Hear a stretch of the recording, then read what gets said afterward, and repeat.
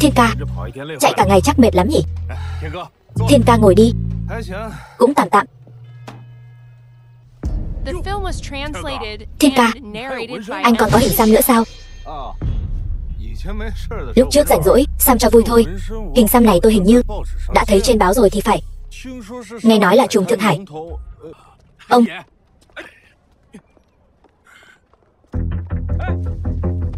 Làm gì vậy? Ông, trên có mẹ già 80, dưới có con thơ 3 tuổi, đều nhờ cái xe này nuôi sống cả đấy. Ông tẻ một bãi, tôi còn làm ăn gì được nữa. Lại nhải lắm lời. Có thôi đi chưa? Tại bậy một bãi cũng không yên thân. Mồm mép ghê nhỉ. Ông đây cho cậu trơn họng.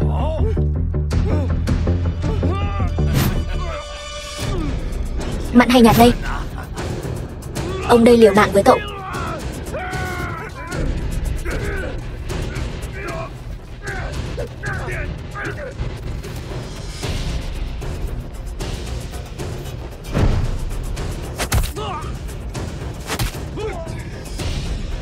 Thằng nhãi danh, cậu dám động vào ông đây, đều là do các người ép cả.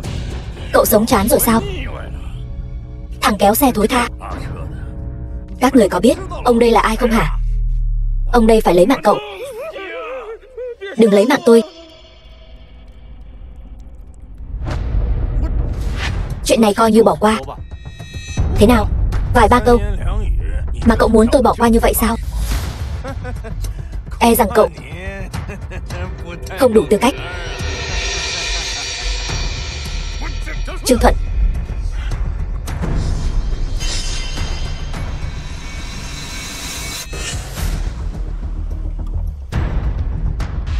Diệp Lâm Tuân, bang chủ Hồng Môn. Cậu to gan thật đấy. Bang chủ, sao ngài lại đến đây? Thích Tâm Vũ, đế kinh Diệp gia. Đế kinh Diệp gia, Thích Tâm Vũ, bái kiến thiếu gia. Bang chủ Hồng Môn, Diệp Lâm Tuân. Tham kiến giáo chủ. Tham kiến giáo chủ. Giáo chủ, người có tiếng nói lớn nhất Thượng Hải. Cậu ta chỉ là một thằng kéo xe thối tha thôi. Cậu mù mắt rồi sao? Lão đại, thuộc hạ cứu giá chậm trễ, xin lão đại thứ tội. Đều là anh em trong nhà, hà tất phải khách khí như vậy. Lão đại, vết thương trên tay ngài. Ngài nghe tôi giải thích đã. Chắc chắn ngài đã hiểu lầm rồi. Sao cậu ta có thể là giáo chủ được chứ? Cậu ta chỉ là một tên phế vật.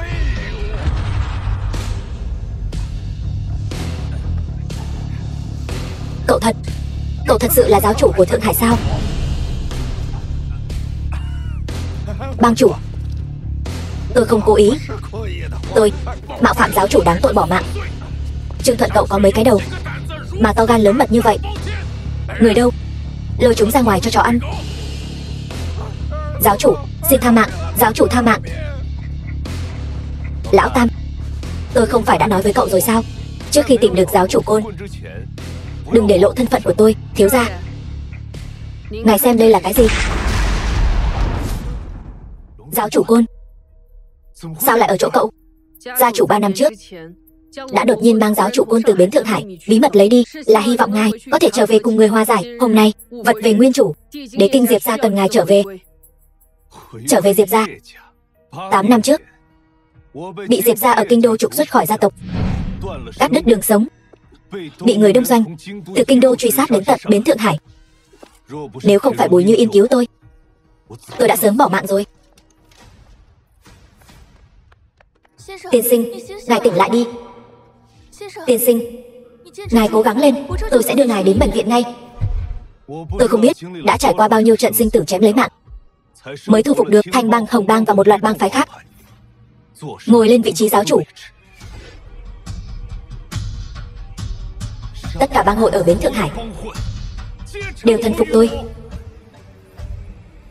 vì muốn có thể rước nàng Như Yên về làm vợ một cách long trọng.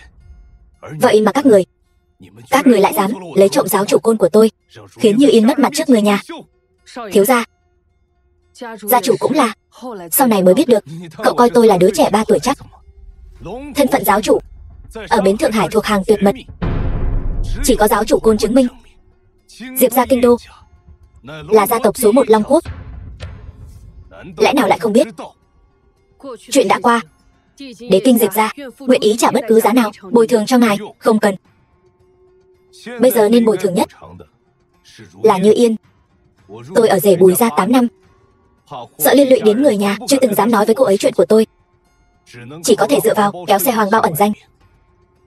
Bây giờ tôi chỉ muốn trở về bên cạnh cô ấy, bù đắp tất cả những thiếu sót với cô ấy. Về phần ân oán giữa chúng ta, ngày khác tôi nhất định đích thân đến Đế kinh, đến tận cửa thanh toán. Các người tự lo liệu đi. Thiếu gia lập tức điều động tất cả tài sản của Diệp gia ở Đế kinh, chuẩn bị trọng lễ đưa đến Bùi gia. Vâng. Diệp Vấn Thiên đâu? Vấn Thiên anh ấy chắc là có việc bận, sắp đến ngay thôi. Bảo cậu ta khỏi đến đi, cậu ta không xứng đến đây. Sao tôi lại không xứng? Bây giờ Bùi gia ngay cả người nhà cũng không coi trọng nữa rồi. Sao giờ anh mới đến? Tay anh làm sao thế? Không sao, vết thương nhỏ thôi. Buông Như Yên ra, đồ vô dụng. Cha, con gì mà con? Hôm nay là tiệc mừng thọ lão gia tử, chẳng phải là tôi đã nói với cậu từ trước rồi sao? Cậu cứ nhất định phải đi kéo cái xe thối tha kia, để chúng tôi phải đợi cả buổi trời. Cậu còn mặt mũi nào đến đây nữa? Cha, mẹ, Vấn Thiên, anh ấy vất vả làm việc, cũng là vì cái nhà này mà. Thôi đi. Cậu ta làm được cái gì chứ? Ngoan ngoãn ở nhà mà thôi, đừng có ra ngoài làm mất mặt. Như thế là đóng góp lớn nhất cho Bùi gia rồi. Thôi đi. Nếu cái thằng kéo xe thối tha kia về rồi, nhà các người cầm qua rồi mau chóng cút đi, cho đỡ bẩn cửa Bùi gia. Đại bá, cháu kính bác là người lớn, nhưng Vấn Thiên là chồng cháu. Mọi người đều là người của Bùi gia. Dựa vào cái gì mà cậu đuổi chúng cháu đi? Chỉ vì cháu lấy cậu ấy làm chồng, khiến cho Bùi gia chúng ta trở thành trò cười cho cả Thượng Hải này. Chú hai, thím hai, tiệc mừng thọ tối nay hai người muốn tham gia cũng được thôi. Cái thằng nhãi danh kéo xe hoàng bao này không được bước chân vào cửa, còn không mau cút đi. 8 năm nay đúng là tôi có lỗi với Như Yên, nhưng giờ đây mọi chuyện đã khác. Sau đêm nay tôi sẽ dùng tất cả những gì tôi có để bù đắp những thiếu sót với Như Yên. Bù đắp?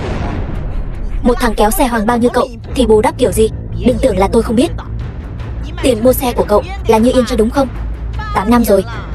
Diệp Vấn Thiên, dòng dã 8 năm. Như Yên đối đãi với cậu không tệ chứ hả? Cậu nói muốn cho Như Yên một đám cưới tốt nhất, cứ để cô ấy đợi 8 năm. Cậu là cái thá gì? Ồn ào náo nhiệt còn ra thể thống gì? Vào hết đây cho tôi. Tránh ra. Bùi Hiền Hỉ, người đứng đầu Bùi gia. Thọ yến Bùi lão gia tử. Kính chúc Bùi lão gia tử đại thọ. Cha, đại ca, chúng tôi có thể ngồi đây không? Không thể. Nhà các người đứng đó. Tại sao chứ? Chẳng phải có chỗ trống sao? Dựa vào cái gì? Có vị trí, dựa vào cái gì mà không cho chúng tôi ngồi? Chúng tôi cũng là người Bùi gia. Câm miệng cho tôi. Cậu cũng có mặt mũi nói sao? Còn không phải đều tại thằng con rể tốt của nhà cậu khiến tôi ở bến Thượng Hải này mất hết cả mặt mũi. Lần trước tuần bộ ở bến Thượng Hải, tổng trưởng tự hỏi tôi: lão Bùi, nhà ông sao lại tìm một thằng kéo xe hoàng bao làm con rể thế? Cậu bảo xem, bảo tôi ăn nói với người ta thế nào. Lão gia tử, chưa nói đến thân phận của tôi đã sừng sững ở cả bến Thượng Hải này rồi. Lùi một vạn bước mà nói, tôi chính là kéo xe hoàng bao đấy. Dựa vào sức lực kiếm cơm, rất mất mặt sao? Cái thời đại này chuộng giàu khinh nghèo, đàn ông bán sức lực kiếm cơm cùng đàn bà dùng nửa thân giới đổi cơm ăn, có gì khác nhau đâu, đều khiến người ta khinh bỉ. Chẳng lẽ cậu còn kéo được cả ông trùm số 1 của bến Thượng Hải, muốn sừng sững ở bến Thượng Hải này chắc? Thôi, đừng nói nữa. Nhìn xem cậu mặc cái bộ dạng gì kia, người không biết còn tưởng là đến Bùi gia chúng tôi xin ăn đấy. Vấn Thiên, đi, chúng ta về nhà. Không ở đây nữa, không. Chúng ta cứ ở đây. Lát nữa xem anh vả mặt bọn họ thế nào. Cho cậu mặt mũi rồi phải không? Bùi Khánh Vũ, cậu cùng với thằng con rể ngốc của cậu mau cút đi. Nếu có mạo phạm khách quý thì xin thứ lỗi.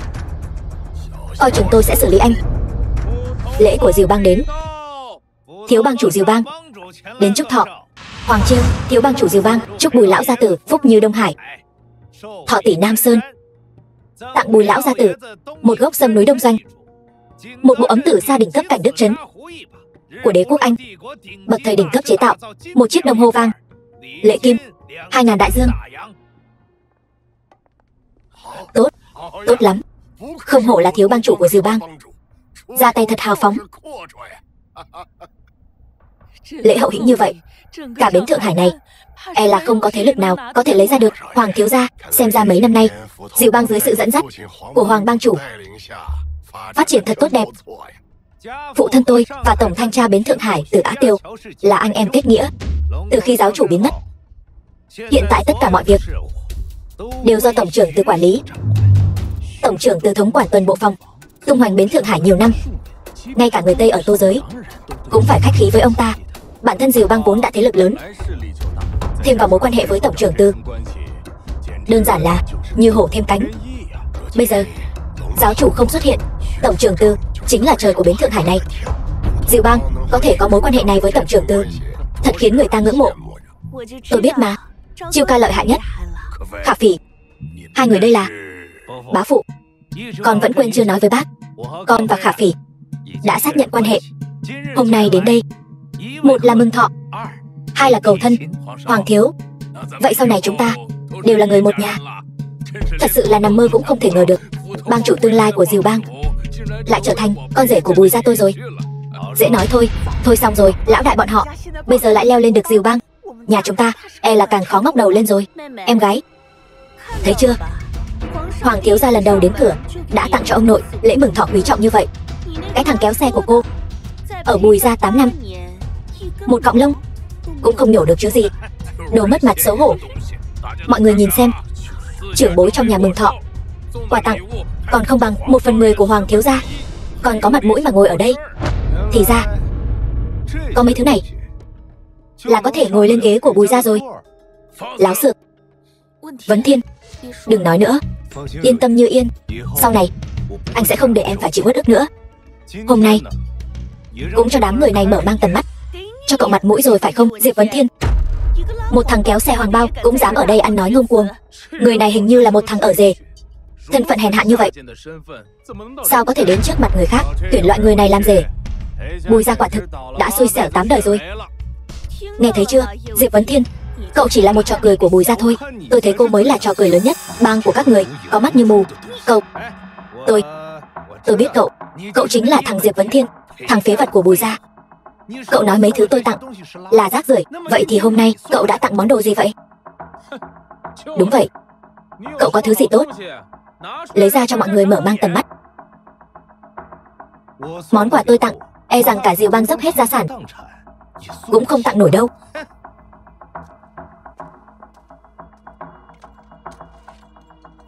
Đồ đồng nát sắt vụn cũng xứng lên bàn sao? Cậu, Vấn Thiên, anh làm cái gì vậy? Đồ hỗn trướng này, cậu muốn hại bỏ mạng nhà chúng tôi sao? Diệp Vấn Thiên, cậu thật có gan đấy. Món quà cậu tặng nếu không khiến tôi tâm phục khẩu phục, tôi sẽ phế cậu ra thành trăm mảnh, ném xuống sông Hoàng Phố. Cậu kéo xe hoàng bao nhiêu năm như vậy, cậu có biết Diều bang chúng tôi phế người một đao thôi là phế cậu ra, ném xuống sông cho cá ăn. Chẳng phải chỉ là quà thôi sao? Chờ đó.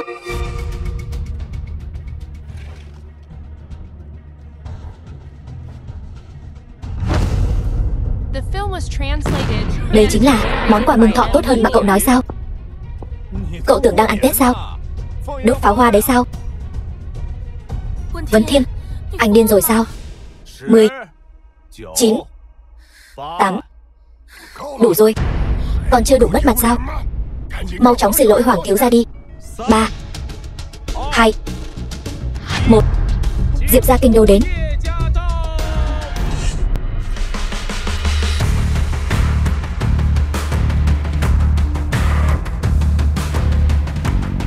Xin hỏi các vị là nhị tiểu thư Bùi gia có ở đây không? Ở đây. Diệp gia kinh đô đến đây tặng quà. Cái gì?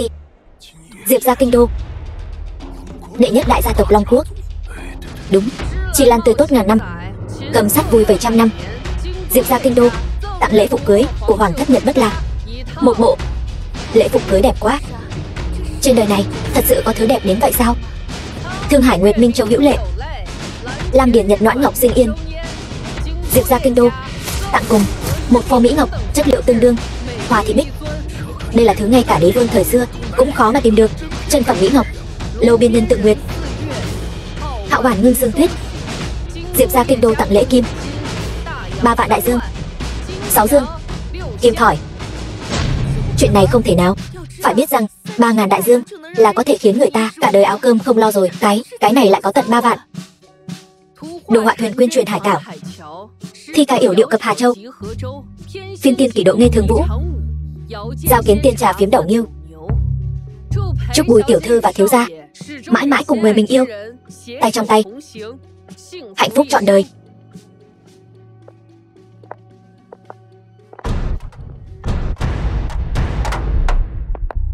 Cuối cùng, bảo vật này không phải là do Diệp gia kinh đô tặng. Hôm nay mang đến chỉ là để trả lại chủ cũ. Đứng đầu ngũ đại danh đao Đông Doanh, Quỷ Hoàn Quốc Cương. Thanh đao này là 8 năm trước, do thiếu gia Diệp gia kinh đô vào thời điểm chinh phạt Đông Doanh mang về từ Hoàng cung Đông Doanh. Quả không hổ danh là đứng đầu danh đao. Cách xa như vậy, tôi vẫn có thể cảm nhận được lưỡi đao sắc bén ẩn mình. Nếu để đao ra khỏi vỏ, chúng ta e rằng đến cơ hội thở cũng không có. Đúng vậy, đây chính là Quỷ Hoàn Quốc Cương. Nếu thật sự có thể nhìn thấy bảo vật này thì cũng không ngủ một đời. Đúng vậy, 8 năm mài một đao, lưỡi dao chưa từng rèn thử, hôm nay đem thị quân. Chuyện bất bình. Quỷ Hoàn Quốc Cương, đùa gì vậy? Áo cưới Hoàng thất Nhật Bất Lạc, hoa thị bích ngọc đẹp cùng chất liệu, 3 vạn đại dương, thêm cả thanh đao đẹp này nữa. Giá trị này ít nhất cũng phải 10.000 vạn. Toàn bộ chỗ này có thể mua được khu tô giới của người ngoại quốc ở bến Thượng Hải nha. Chúc Bùi tiểu thư và thiếu gia vĩnh kết đồng tâm, trọn đời bên nhau. Vĩnh kết đồng tâm, trọn đời bên nhau.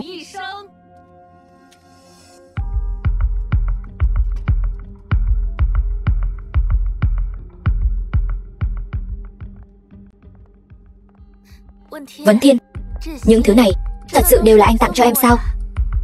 Không thể nào. Bùi Như Yên, cô bớt ở đó mà nằm mơ đi. Cậu ta là một thằng kéo xe thối tha, dựa vào cái gì mà khiến người ta mang những thứ đồ bừng này đến chứ? Đúng, Diệp Vấn Thiên kéo xe hoàng bao 8 năm trời. Cái nghề thấp hèn như vậy không thể nào tặng được loại quà cấp bậc này. Đúng, những món quà này chắc chắn không hề liên quan gì đến cậu ta. Vừa rồi tôi nghe được món quà này là tặng cho Bùi tiểu thư và thiếu gia Diệp gia ở kinh đô. Chẳng lẽ cô muốn nói Diệp Vấn Thiên chính là thiếu gia của kinh đô sao? Quả thật, Diệp gia kinh đô sắp sửa tiến vào bến Thượng Hải. Nhưng vị đại nhân vật kia là loại phế vật như cậu có thể với cao được sao? Đúng vậy, chỉ có những người như Hoàng thiếu gia mới có thể quen biết với vị đại nhân vật kia. Cậu tính là cái thá gì? Đúng không Hoàng thiếu gia? Hoàng mộ bất tài. Nhiều năm trước, theo gia phụ ở kinh đô, may mắn được gặp vị đại nhân Diệp gia thiếu gia một lần. Sao tôi không biết? Tôi từng gặp cậu nhỉ?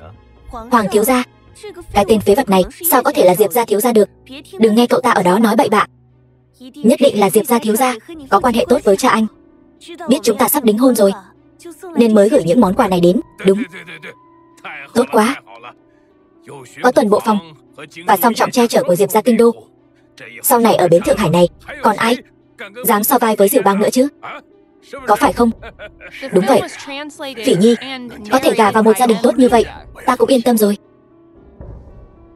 Tiểu Phỉ, chẳng phải em vẫn luôn muốn tổ chức một buổi hôn lễ kiểu phương Tây sao? Chiếc váy cưới này là do Diệp gia ở kinh đô thiết kế, tặng cho em đấy. Ngày đính hôn em mặc nó vào, nhất định sẽ đẹp lắm. Em biết ngay mà. Triệu ca đối với em là tốt nhất. Các người đúng là mặt dày thật đấy. Các người không nghe người ta nói sao? Những thứ này là tặng cho nhị tiểu thư Bùi gia. Cô là nhị tiểu thư sao? Cậu, đồ không có mắt. Đây không phải là chỗ cho cậu lên tiếng. Đại bá, vậy theo ý của các người, thiếu gia Diệp gia ở kinh đô là bạn của cha Hoàng Chiêu, nhưng ai lại đi tặng váy cưới cho con trai của bạn mình chứ? Đúng vậy, cha của Hoàng Chiêu mới là bạn của thiếu gia. Vậy chẳng lẽ lại để cha Hoàng Chiêu cưới Bùi Khả Phỉ sao? Chuyện giữa những người đàn ông chúng tôi, mấy người đàn bà các cô biết cái quái gì? Tóc dài óc ngắn. Các người chưa từng nghĩ đến những thứ này là Diệp gia dùng để lấy lòng tôi sao? Đồ kéo xe thối tha. Cậu có đức hạnh gì chứ mà để Diệp gia, đệ nhất thế gia ở kinh đô, đích thân chạy đến đây tặng quà, chỉ để lấy lòng cậu? Giỏi. Bùi lão gia tử, nhà các người sắp xuất hiện chân long rồi đấy. Đồ hỗn trướng. Diệp gia ở kinh đô là gia tộc số 1 thiên hạ, truyền thừa hơn 300 năm, là thứ mà cậu có thể nhắc đến sao? Nếu như truyền ra ngoài, sẽ mang đến cho Bùi gia chúng ta tai họa diệt vong đấy. Các người, đủ rồi. Vấn Thiên, anh còn muốn làm ầm ĩ đến khi nào nữa? Như Yên, em nghe anh nói, những món quà này đều là tặng cho em. Thanh bảo đao kia chính là minh chứng. Thôi đi, đừng lôi cả vợ vào cùng mất mặt. Thanh đao này là do đại thiếu gia Diệp gia mang từ Đông Doanh về, không phải thứ phế vật như cậu có thể chạm vào. Thanh bảo đao kia đúng là tôi mang từ Đông Doanh về. Trong thiên hạ này, ngoài tôi ra, không ai được phép đụng vào. Được, cậu chính là đại thiếu gia Diệp gia. Được thôi, những món quà này đều là vì cậu mà đến. Thanh đao này cũng là vì cậu mà đến sao?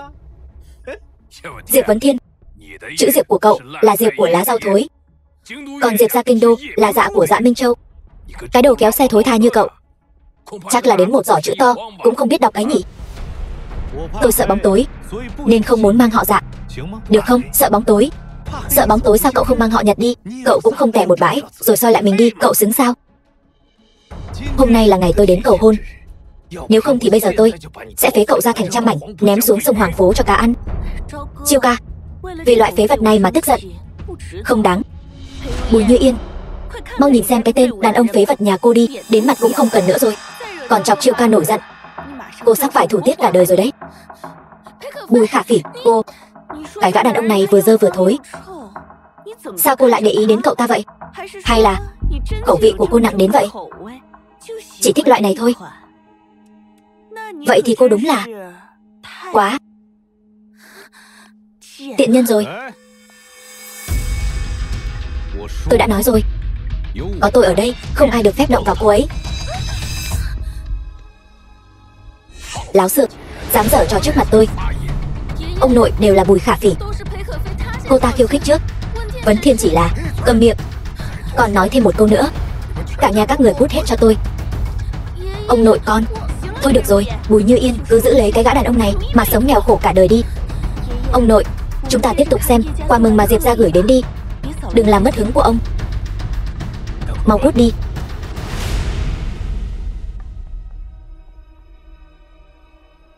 Quỷ Hoàn Quốc Cương, đứng đầu ngũ đại quốc bảo đao của Đông Doanh. Bảo đao cấp thần thoại đấy. Hoàng thiếu gia, mau mở ra xem đi. Được, vậy thì tôi xin phép không khách sáo. Chờ đã, cậu có tư cách chạm vào nó sao? Đây là Diệp gia tặng cho tôi và Khả Phỉ. Đến lượt cậu, chỉ trỏ khi nào vậy?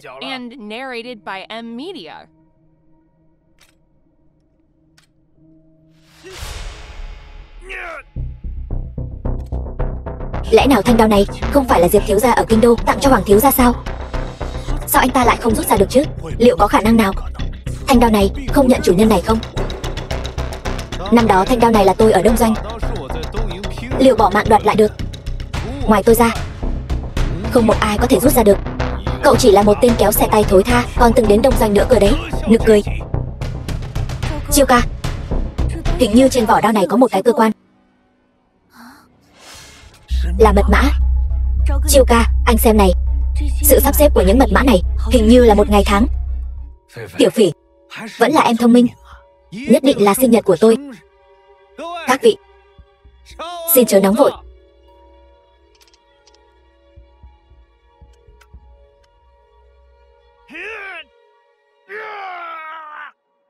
Hoàng thiếu gia, vì là Diệp gia ở kinh đô tặng quà mừng cho cậu và Khả Phỉ. Vậy có lẽ nào là sinh nhật của Khả Phỉ không? Bá mẫu, vẫn là bác thông minh. Khả Phỉ mau thử xem.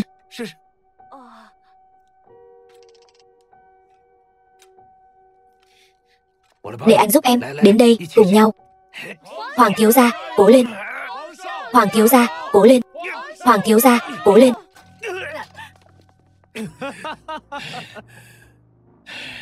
Vấn Thiên, thanh bảo đao này là thứ mà lũ gà đất như các người có thể mơ tưởng đến sao?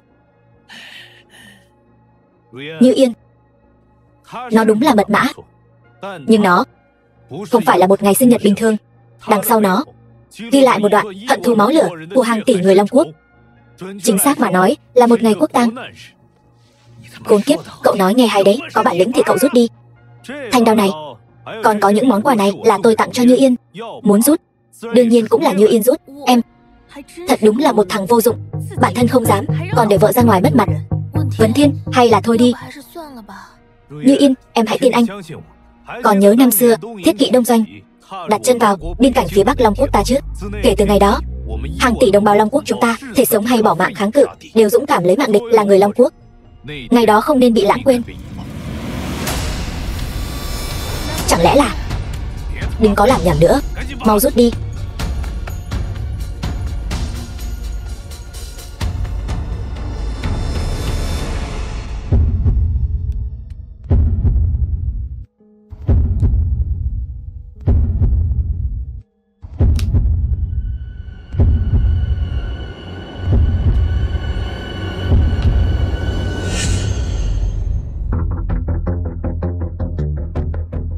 Giả bộ làm ra vẻ, tôi còn tưởng cậu có bản lĩnh gì. Đồ vô dụng. 3 năm trước cậu đã lừa dối Như Yên, nói cậu là giáo chủ. Hôm nay còn ăn nói sằng bậy. Mẹ, đừng nói nữa.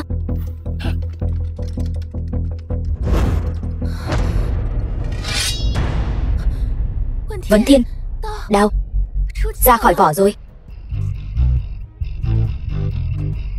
Thanh đao này tuy tên là Quỷ Hoàn Quốc Cương, được người Đông Doanh coi là quốc bảo, nhưng thực chất đây là bảo đao Long Quốc chính tông, là do tiên tổ Long Quốc ta rèn nên từ 1000 năm trước. 300 năm trước bị người Đông Doanh đánh cắp, lưu lạc nơi hải ngoại. 8 năm trước, khi Diệp Mỗ này chinh phạt Đông Doanh, đã đoạt lại thanh đao này, trả lại tôn nghiêm cho Long Quốc ta. Hôm nay tôi sẽ cầm lại thanh đao này, thế phải phế tận hồ lỗ, phục hưng Giang Sơn. Khánh Vũ, mau nhìn, đao rút ra rồi. Thấy rồi, là đao của Vấn Thiên. Như Yên, thanh bảo đao này và những món quà này đều là tặng cho em, còn bọn họ không xứng. Cậu cầm miệng. Vấn Thiên, đây là thật sao? Anh thật sự là thiếu gia Diệp gia sao? Đã không phải nữa rồi, nhưng em yên tâm, Diệp gia bây giờ chỉ xứng cúi đầu. Rốt cuộc là chuyện gì vậy? Có một số chuyện tạm thời anh không thể nói cho em biết, sau này anh sẽ từ từ giải thích cho em. Tôi biết, chỉ nhờ thanh đao này và những món quà này còn chưa đủ để mọi người tin phục. Tháng sau, tôi sẽ ở khách sạn sang trọng nhất của bến Thượng Hải tổ chức cho Như Yên một hôn lễ long trọng bậc nhất. Đến lúc đó, cả Thượng Hải sẽ biết được tâm ý của tôi. Đến thời điểm đó, các người sẽ biết tầm nhìn của bản thân thiện cận đến mức nào.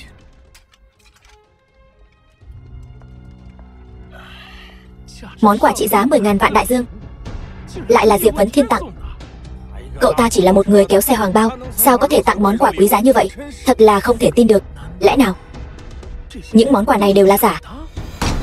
Không sai, chư vị, tất cả chuyện này đều là do Diệp Vấn Thiên đã sớm bày ra. Cậu ta làm vậy chỉ để hơn mặt chúng ta mà thôi. Ông nội, hôm nay là tiệc mừng thọ của ông mà.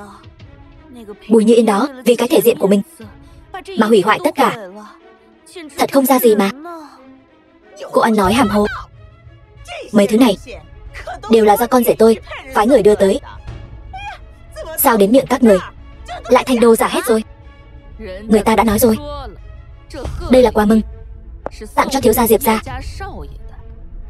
Nhưng Diệp Vấn Thiên đến bản thân còn không thừa nhận cậu ta là người Diệp gia. Vậy giải thích thế nào?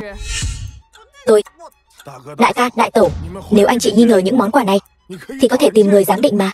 Hôm khác, tôi sẽ mời vị đại sư giám bảo nổi tiếng nhất Thượng Hải, Trương Khải Dịch, đến xem thử đống rác rưởi này đáng giá bao nhiêu. Người cậu nói có phải là vị đại sư giám bảo hàng đầu Long Quốc, Trương Khải Dịch? Bùi lão, ông cũng quen biết sao? Tôi làm sao quen biết được những nhân vật cao cao tại thượng ở Thượng Hải đó chứ? Nhưng nếu Hoàng thiếu gia nguyện ý, có thể giúp tôi tiến cử một chút. Chuyện nhỏ thôi. Chư vị, tháng sau tôi sẽ ở Thượng Hải, tại khách sạn sang trọng nhất Thái Bình Thịnh Thế, cùng Khả Phỉ tổ chức một buổi tiệc đính hôn. Tốt. Tốt rồi. Tiểu Phỉ, cháu là đứa ông nhìn từ nhỏ đến lớn. Hôm nay cháu đính hôn, ông chuẩn bị đem bến tàu Bình Thủy tặng cho cháu làm của hồi môn, có được không? Bến tàu Bình Thủy tuần trước không phải đã bị niêm phong rồi sao? Chuyện khi nào vậy? Cha, là Vương Kha của tuần bộ phòng niêm phong bến tàu Bình Thủy đó.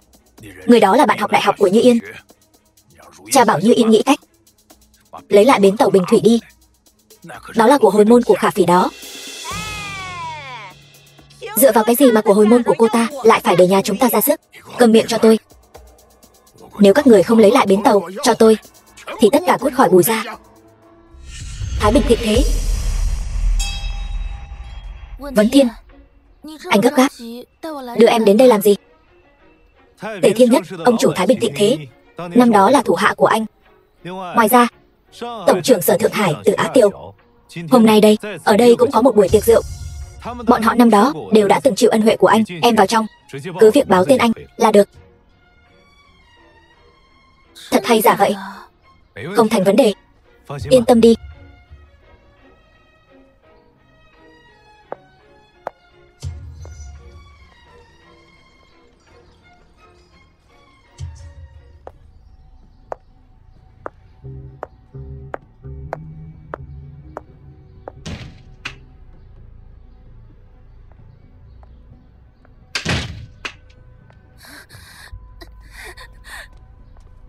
Em làm sao vậy?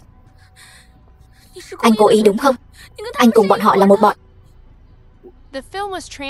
Bên trong rốt cuộc đã xảy ra chuyện gì? Diệp Vấn Thiên, em là vợ của anh lại đem em đẩy cho người đàn ông khác. Đáng lẽ em không nên tin anh. Như Yên, rốt cuộc đã xảy ra chuyện gì? Như Yên, Từ Á Tiêu, Từ Á Tiêu, cút ra đây cho tôi. Diệp Vấn Thiên, anh là ai?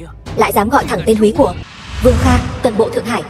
Tổng trưởng đại nhân, cậu chính là tay sai của Từ Á Tiêu, Vương Kha đúng không? Không sai, vừa rồi Như Yên vào đây là cậu ức hiếp cô ấy. Chúng tôi có ức hiếp cô ta đâu.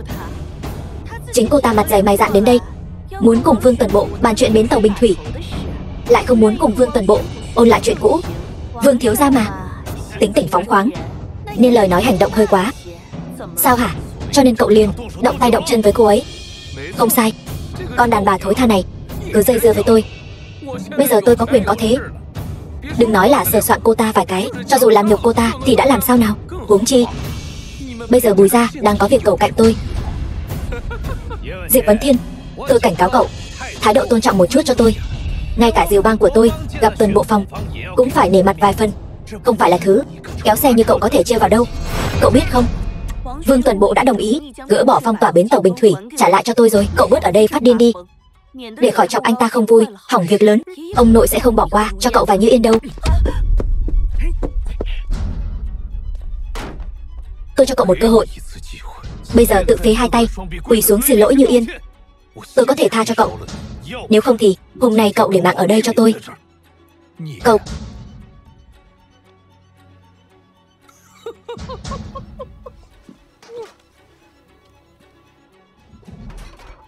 tên phế vật không biết điều. Như Yên lại chọn anh, không chọn tôi. Được, hôm nay tôi sẽ phế tứ chi của anh, để Như Yên xem thử cô ta chọn một thứ phế thải gì. Người đâu?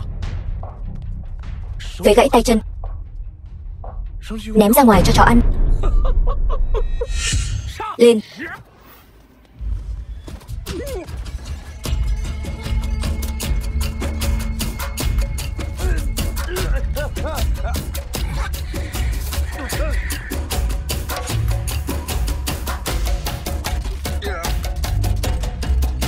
Làm gì đấy? Tôi là người tuần bộ phòng, tuần bộ Tam Tinh, là cánh tay đắc lực của tổng cục trưởng. Anh lại dám?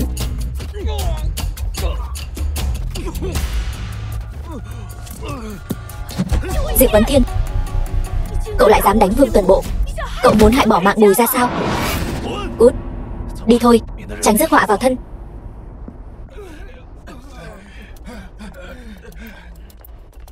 Đồ không biết điều. Một thằng kéo xe hoàng bao thối tha, dám đánh tuần bộ. Anh bỏ mạng chắc rồi. Bỏ mạng đến nơi rồi còn dám mảnh miệng, đừng nói là tuần bộ phòng. Cho dù Thiên Vương lão tử đến, cũng không bảo vệ được cậu. Dừng tay. Là ai dám làm can ở Thái Bình Thịnh Thế của tôi? Tề Thiên Nhất, ông chủ Thái Bình Thịnh Thế.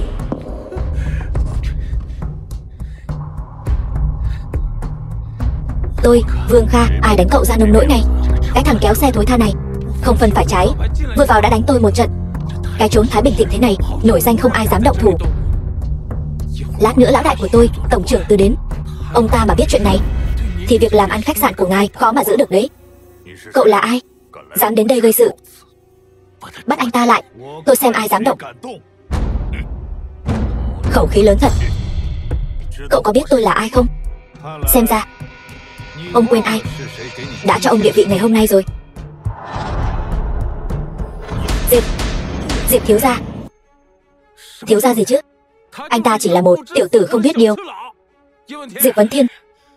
Diệp Vấn Thiên, tôi nói cho anh biết, vị này là ông chủ của Thái Bình Thịnh Thế. Tề Thiên Nhất, Hắc Bạch lưỡng đạo đều có người của ông ta. Ông chủ Tề, ngài đánh tôi làm gì? Là anh ta vô lễ với ngài, tôi chỉ dạy dỗ anh ta thôi. Hơn nữa, cầm cái miệng của cậu lại. Cậu có biết Diệp thiếu gia năm đó đã từng ban ân cho tôi, nếu không có cậu ấy thì không có Thái Bình Thịnh Thế của Thượng Hải này. Thiếu gia giá đáo, có sự thiếu sót trong việc đón tiếp, xin ngài thứ tội. Niệm tình năm xưa, hôm nay tạm tha cho ông cái tội mạo muội. Tạ thiếu gia khai ân. Nhưng người này, ông chủ Tề, còn không mau qua đây quỳ xuống tạ tội. Nhanh lên. Diệp thiếu gia, là tôi có mắt không tròng, tôi đáng bỏ mạng, xin ngài tha cho tôi. Cậu đúng là đáng bỏ mạng. Tề Thiên Nhất, lôi cậu ta ra ngoài cho tôi. Về đi. Đi. Đi.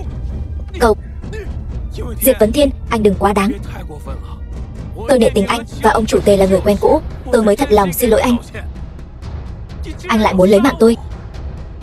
Anh có biết tôi là ai không? Tôi đây chính là con nuôi của tổng trưởng Từ Á Tiều. Ai dám động vào con nuôi của tôi? Dừng tay. Từ Á Tiều, tổng cục trưởng của Thượng Hải. Ở Thượng Hải này, ai dám động vào con nuôi của tôi? Cha nuôi. Cuối cùng thì cha cũng đến. Cái thứ phế vật này vào Thái Bình Thịnh Thế lại dám ăn nói ngông cuồng, không coi cha ra gì. Lấy mạng anh ta đi. Là ai to gan lớn mật đến vậy? Muốn bỏ mạng sao? Chờ đã. Ông có biết họng súng của ông đang chĩa vào ai không? Lão tự mặc kệ cậu ta là ai. Ai dám động đến một sợi tóc của con nuôi tôi, dù cậu ta là Thiên Vương lão tử, lão tử cũng không để vào mắt. Từ đại cục trưởng, nếu là tôi thì sao? Một thằng kéo xe hôi hám như anh còn lớn hơn được cả Thiên Vương lão tử chắc. Bây giờ tôi sẽ lấy mạng anh. Cha nuôi, cha đánh con. Là anh ta không coi cha ra gì, anh ta muốn lấy mạng con. Nghịch tử, câm miệng cho cha. Con có biết họng súng con vừa chĩa vào ai không? Bỏ xuống. Cậu ấy là giáo chủ lão đại của Thượng Hải, Từ Á Tiều. Trong mắt còn có tôi là giáo chủ này không? Tổng trưởng tuần bộ phòng Thượng Hải, Long môn tín thủ Từ Á Tiều, bái kiến giáo chủ. Đứa con tốt của ông vô cớ niêm phong sản nghiệp của Bùi gia, còn vọng tưởng động vào phu nhân tôi, thậm chí còn động tay động chân với cô ấy. Ông nói xem có đáng bỏ mạng không? Cái gì? Nghịch tử, con xem đã làm ra chuyện tốt gì này, con đáng bỏ mạng lắm con biết không? Con không mau quỳ xuống. Cha nuôi, con không cố ý. Con không biết anh ấy là giáo chủ của Thượng Hải. Con cũng không biết Bùi Như Yên là người của giáo chủ. Giáo chủ, đứa con này tội ác tại trời, xin thứ cho Từ Á Tiểu tôi quản giáo không nghiêm, tùy giáo chủ xử trí. Tôi sai rồi, tôi quỳ xuống, xin lỗi anh cùng phu nhân của anh. Xin anh đấy, tha cho tôi đi. Từ Á Tiều, Long môn bang quy, gia pháp xử trí. Cha nuôi đừng mà cha nuôi. Cha nuôi.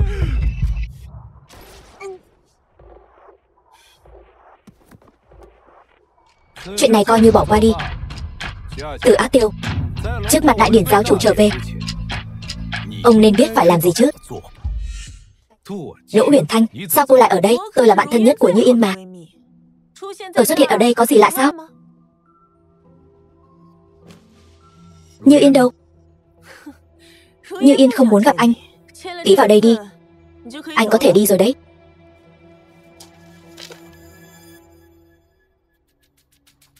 Cô có ý gì? Nghĩa đen thôi. Cuộc hôn nhân của anh và Như Yên đến đây là kết thúc. Đây là ý của cô ấy. Không sai. Bùi gia là gia tộc lớn ở Thượng Hải. Như Yên là nhị tiểu thư của Bùi gia. Đọc nhiều sách vở, cầm kỳ thi họa đều tinh thông, khiến người khác phải cảm thấy hổ thẹn. Là đệ nhất tài nữ của bến Thượng Hải, vẻ đẹp không hề thua kém bà chủ Bách Lạc Môn Thẩm Tiểu Mạn. Còn anh chỉ là một thằng kéo xe hoàng bao thối tha, vô dụng. Đừng dùng cái nhìn thiển cận của cô để đánh giá thân phận của tôi. Cô không thể lường được đâu. Không thể lường được. Đừng nói với tôi là anh còn có thân phận thứ hai cao cao tại thượng nào nữa đấy. Đừng mơ nữa Diệp Vấn Thiên. Tôi khuyên anh mau ký vào đi. Như vậy tôi còn có thể thay Như Yên cho anh chút bồi thường. Nếu như để tôi ký cũng được. Thế thì bảo cô ấy đích thân đến nói với tôi. Chuyện nhỏ như vậy không cần phải làm phiền Như Yên đâu. Nếu anh là đàn ông thì ngoan ngoãn ký vào đi. Anh còn muốn làm lỡ người ta cả đời sao? Làm lỡ cuộc hôn nhân suốt 8 năm trời của tôi và Như Yên, nói bỏ là bỏ sao? Có chuyện gì không thể nói trực tiếp với tôi sao? Chẳng phải anh muốn tiền sao? Ngoan ngoãn ký tên vào đi. Ở đây có 3.000 đồng đại dương, đủ cho anh tiêu cả đời rồi. Tôi bảo vệ Như Yên 8 năm. Bùi gia ở Thượng Hải này có được địa vị như ngày hôm nay đều là tôi âm thầm nâng đỡ, cô biết không? Bớt tự rát vàng vào mặt mình đi. Diệp Vấn Thiên, cậu chỉ là một tên vô dụng, bám lấy Như Yên không buông tay. Biết đây là cái gì không? Đây là thiệp mời đại điển quy hồi giáo chủ của Đỗ tiểu thư tặng cho Như Yên đấy. Dựa vào cái này có thể khiến Bùi gia một bước hóa rồng. Diệp Vấn Thiên vừa rồi cậu tự nói mình lợi hại như vậy. Thiệp mời cấp bậc này cậu có lấy ra được không? Tôi căn bản không cần thiệp mời, bởi vì buổi tiệc này chính là vì tôi mà tổ chức. Vì cậu mà tổ chức. Có phải cậu muốn nói với chúng tôi cậu kéo một chiếc xe kéo tồi tàn mà thành giáo chủ của Thượng Hải rồi? Không sai. Tôi chính là giáo chủ.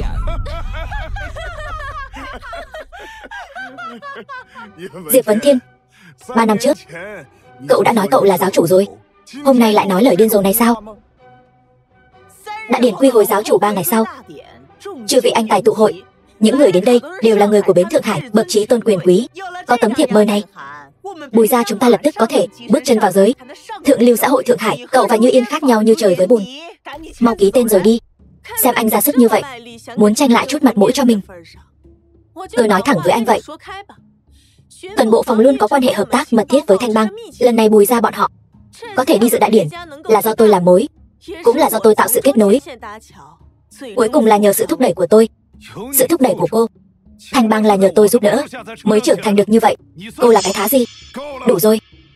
Không có trách nhiệm, nhu nhược vô năng. Để cậu và Như Yên ly hôn là lựa chọn đúng đắn nhất của Bùi gia tôi. Đây là Như Yên trả lại cho cậu. Ký xong thì cầm đi luôn đi. Cái này con cầm lấy. Trong những thứ hôm nay mua, mẹ thích nhất là cái này. Sau này vừa hay tặng cho con dâu tương lai của mẹ làm quà gặp mặt. Đây là tín vật định tình của tôi và Như Yên. Xem ra thật sự là ý của cô ấy. Được, tôi ký.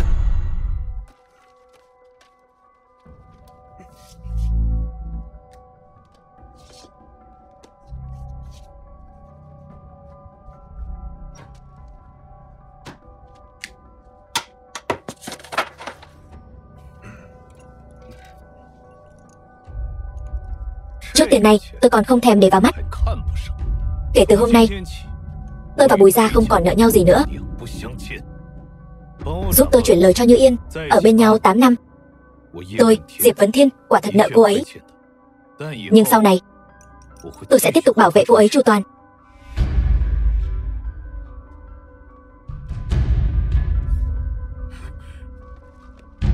Tốt thôi, Cuối cùng cũng đuổi được cái sao chổi này đi rồi. Đúng vậy, lần này có thể tham gia đại điển quy hồi giáo chủ, Bùi gia ta nhất định sẽ tái khởi, không còn là gia tộc nhỏ nữa. Tốt lắm. Không chỉ thế đâu, đến lúc đại điển, vị đại nhân vật kia cũng sẽ xuất hiện. Cái này chẳng lẽ là con rồng Thượng Hải? Không sai, vị kia thân phận tôn quý, có thể xưng là trên vạn người. Mà anh trai cháu Đỗ Nam Thành vừa hay lại quen biết với anh ta, xem như là bạn chí cốt. Có thể quen biết với đại nhân vật như vậy, vậy chẳng phải là kín tiếng thôi. Bá phụ bá mẫu, đến lúc đại điển, cháu có thể tiến cử cho hai người. Nếu như Như Yên có thể chiếm được sự ưu ái của vị kia, sau này tiền đồ không thể lường được.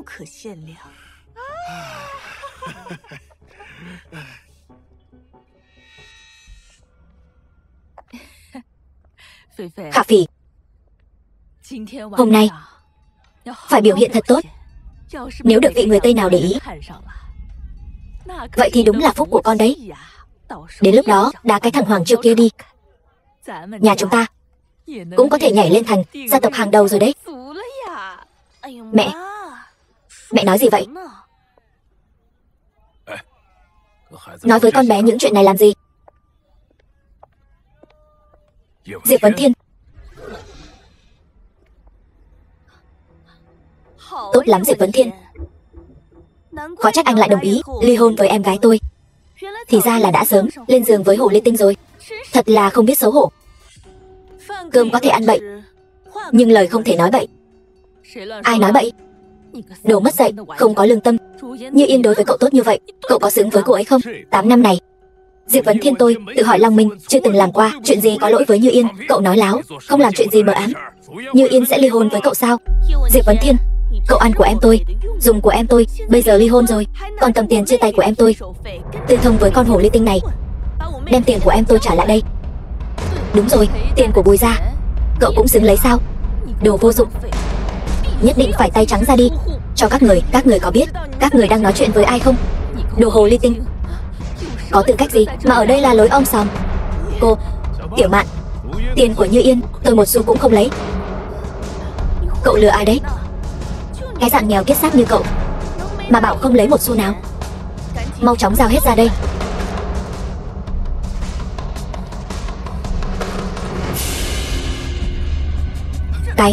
Đây chẳng phải ngọc bội của Bùi Như Yên sao?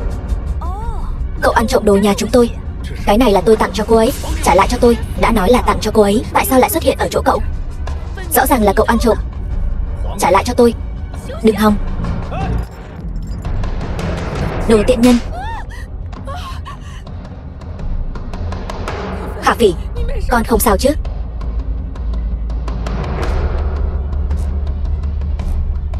Đồ vong ơn bội nghĩa, dám đánh con gái của tôi. Bà đây liều mạng với cậu. Cô, người đâu? Lôi 3 người bọn họ xuống cho tôi. Thả tôi ra, anh thả ra. Diệp Vấn Thiên, cậu xong đời rồi, thả tôi ra. Tôi sẽ đi nói với Bùi Như Yên, cậu tiêu đời rồi, đánh bỏ mạng cho tôi. Cạn ly. Đại điển quy hồi giáo chủ. Uyển Thanh, hay là chúng ta đi thôi. Bây giờ tôi chỉ muốn đi tìm Diệp Vấn Thiên hỏi cho rõ ràng, rốt cuộc tại sao anh ta lại ly hôn với tôi. Tôi thật sự không có tâm trạng hầu rượu với cậu ở cái nơi này đâu. Đàn ông nào mà chẳng vậy. Thích mới nới cũ. Cậu cứ coi như mấy năm nay đều trao nhầm cho cuốn đi. Còn gì hay ho mà hỏi anh ta nữa. 8 năm rồi, sao anh ta có thể nhẫn tâm đối xử với tôi như vậy? Ngay cả ly hôn cũng không chịu nói trực tiếp, đến cả từ biệt cũng không có. Cậu đừng buồn nữa. Tóc 3 chân khó tìm, chứ đàn ông 2 chân chẳng đầy ra đấy sao? Cậu nhìn xem trong cái yến hội này, người đàn ông nào mà chẳng hơn cái gã Diệp Vấn Thiên kia. Đi, tôi dẫn cậu đi mở mang kiến thức. Tôi không đi. Như Yên, nhìn 3 cái tên quỷ da trắng kia kìa, bọn họ chính là những kẻ nắm quyền ở 3 khu tô giới Anh, Pháp, Mỹ, là tầng lớp quyền thế cao nhất Thượng Hải này đấy. Ở Thượng Hải này, không ai có thể quản được bọn họ đâu. Tầng lớp cao nhất Thượng Hải, vậy mà lại là người ngoại quốc. Không, vẫn còn một người nữa có thể quyết định con đường sống của bọn chúng. Đó chính là giáo chủ, người khiến cả giới hắc bạch đều phải thần phục. Chỉ tiếc là người đó đã rất nhiều năm rồi không xuất hiện. Tên này sao cũng ở đây?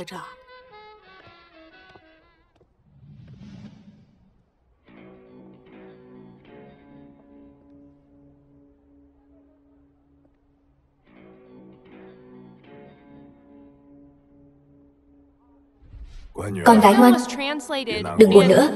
Theo kinh nghiệm của cha thấy, Diệp Vấn Thiên chắc chắn là có người khác ở bên ngoài rồi, nên mới để lại cái trò không từ mà biệt này. Đây thật sự là bút tích của Vấn Thiên. Không, con phải đi tìm anh ấy hỏi cho rõ ràng. Con gái ngoan, cái loại đàn ông cặn bã đó còn gì mà phải tìm chứ. Đến cả tín vật của hai người cậu ta cũng lấy đi rồi, con vẫn còn chưa hiểu ý của cậu ta sao?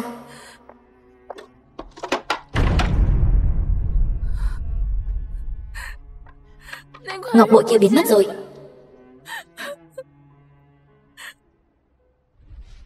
Đi.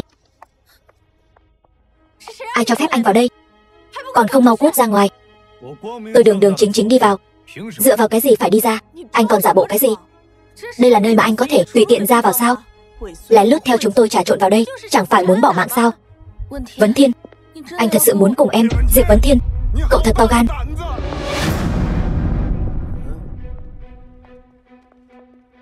Như Yên, đại bá và đại nương của con, còn có cả chị họ con bị người ta đánh trọng thương. Cái gì? Đều là do Diệp Vấn Thiên, cái đồ vong ân bội nghĩa đó. Cậu ta tiêu tiền của con, còn sau lưng con gian díu với người phụ nữ khác, bị người nhà đại bá con bắt gặp. Bọn họ tức giận, nói cậu ta vài câu, mà cậu ta đã ra tay độc ác như vậy. Nhà chúng ta nuôi cậu ta bao nhiêu năm như vậy, sau khi ly hôn với con, lập tức bộc lộ bản tính. Từ nay về sau, không cho phép con qua lại với cậu ta nữa. Những gì họ nói đều là thật sao? Là do Bùi Khả Phỉ làm rơi ngọc bội của anh thật sự cùng người phụ nữ khác? Anh không có. Anh câm miệng đi. Anh còn có chút lương tâm nào không? Đó chính là người nhà của Như Yên đó. Cho dù có hiểu lầm gì, không thể nói chuyện cho đàng hoàng sao? Sao có thể động tay đánh người chứ? Trước khi cô tùy tiện chỉ trích người khác, có thể làm rõ đầu đuôi sự việc được không? Em thật không ngờ anh lại là loại người như vậy. Anh tìm người phụ nữ khác cũng thôi đi, tại sao còn muốn báo thù người nhà của em, Như Yên? Em vẫn là không tin anh. Anh trong mắt em lại ti tiện đến vậy sao? Không sai, anh vừa rồi chính miệng thừa nhận rồi còn gì. Anh bây giờ lập tức đến bệnh viện, xin lỗi người nhà đại bá. Xin lỗi. Muốn xin lỗi cũng phải là bọn họ xin lỗi anh mới đúng.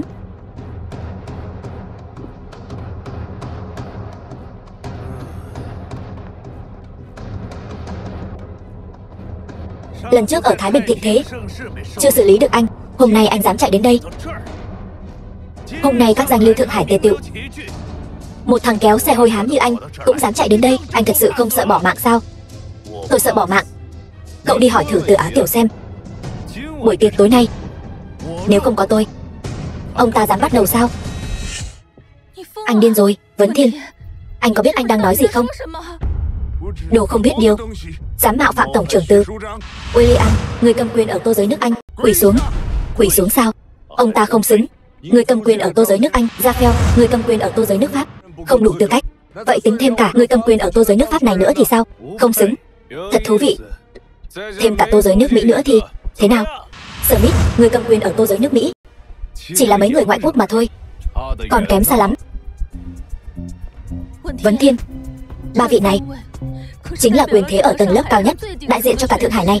Bọn họ chỉ cần một câu nói là có thể diệt đường sống của anh. Anh nhất định phải chọc thủng trời sao? Sao lại không thể? Bây giờ không phải lúc đấu khí với em. Mau xin lỗi bọn họ đi.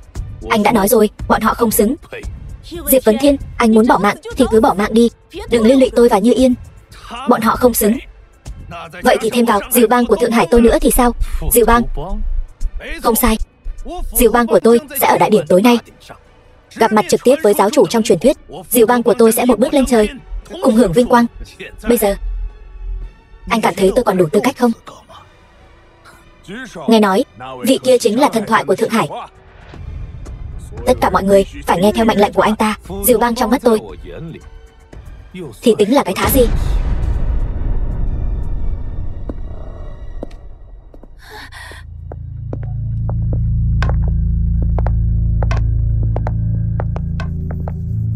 Tôi biết giờ phút này mọi người đều không vừa mắt tôi, muốn đạp tôi một cước. Nhưng đáng tiếc, những người ở đây đều không đủ tư cách. Tốt, anh là người đầu tiên tôi gặp dám khiêu khích Diều Bang của Thượng Hải và ba đại tô giới trên thế giới. Hôm nay anh đã muốn bỏ mạng. tôi sẽ thành toàn cho anh. Người đâu? Đánh phế hai chân của anh ta cho tôi. Tôi muốn xem thử cái xương cốt dám đối đầu với cả Thượng Hải rốt cuộc là cứng đến mức nào. Dừng tay. Anh nói ngông cuồng như vậy, sống chán rồi sao?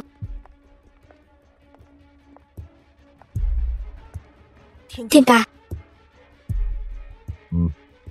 còn không mau lui xuống. Khoan đã. Thẩm tiểu thư, tôi biết Bách Lạc Môn này là địa bàn của cô, nhưng người này hết lần này đến lần khác phạm phải lỗi chung. Hôm nay e là cô không giữ được anh ta đâu. Hoàng Chiêu, ngay cả ba anh là Hoàng Thế Sương cũng không dám ở địa bàn của bà đây mà làm càn. Anh tính là cái thá gì? Tôi khuyên anh mau chóng xin lỗi Thiên ca đi, để lại cho Diều Bang các người một con đường sống. Nếu tôi không hiểu lầm thì là cô đang bảo tôi nhanh chóng xin lỗi anh ta. Nếu không thì anh ta sẽ diệt Diều Bang của tôi. Không sai.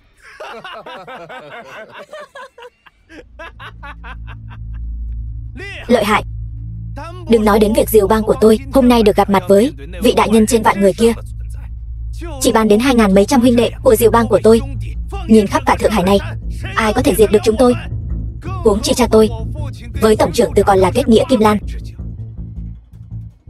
Một tên kéo xe như anh ta có năng lực gì mà diệt được Diều Bang của tôi chỉ bằng cái miệng thối tha này thôi sao? Đồ không biết điều. Cô dám đánh tôi? Đánh thì đánh rồi. Có điều nửa câu đầu của cậu nói không sai. Diệt Diều Bang của cậu động miệng là được.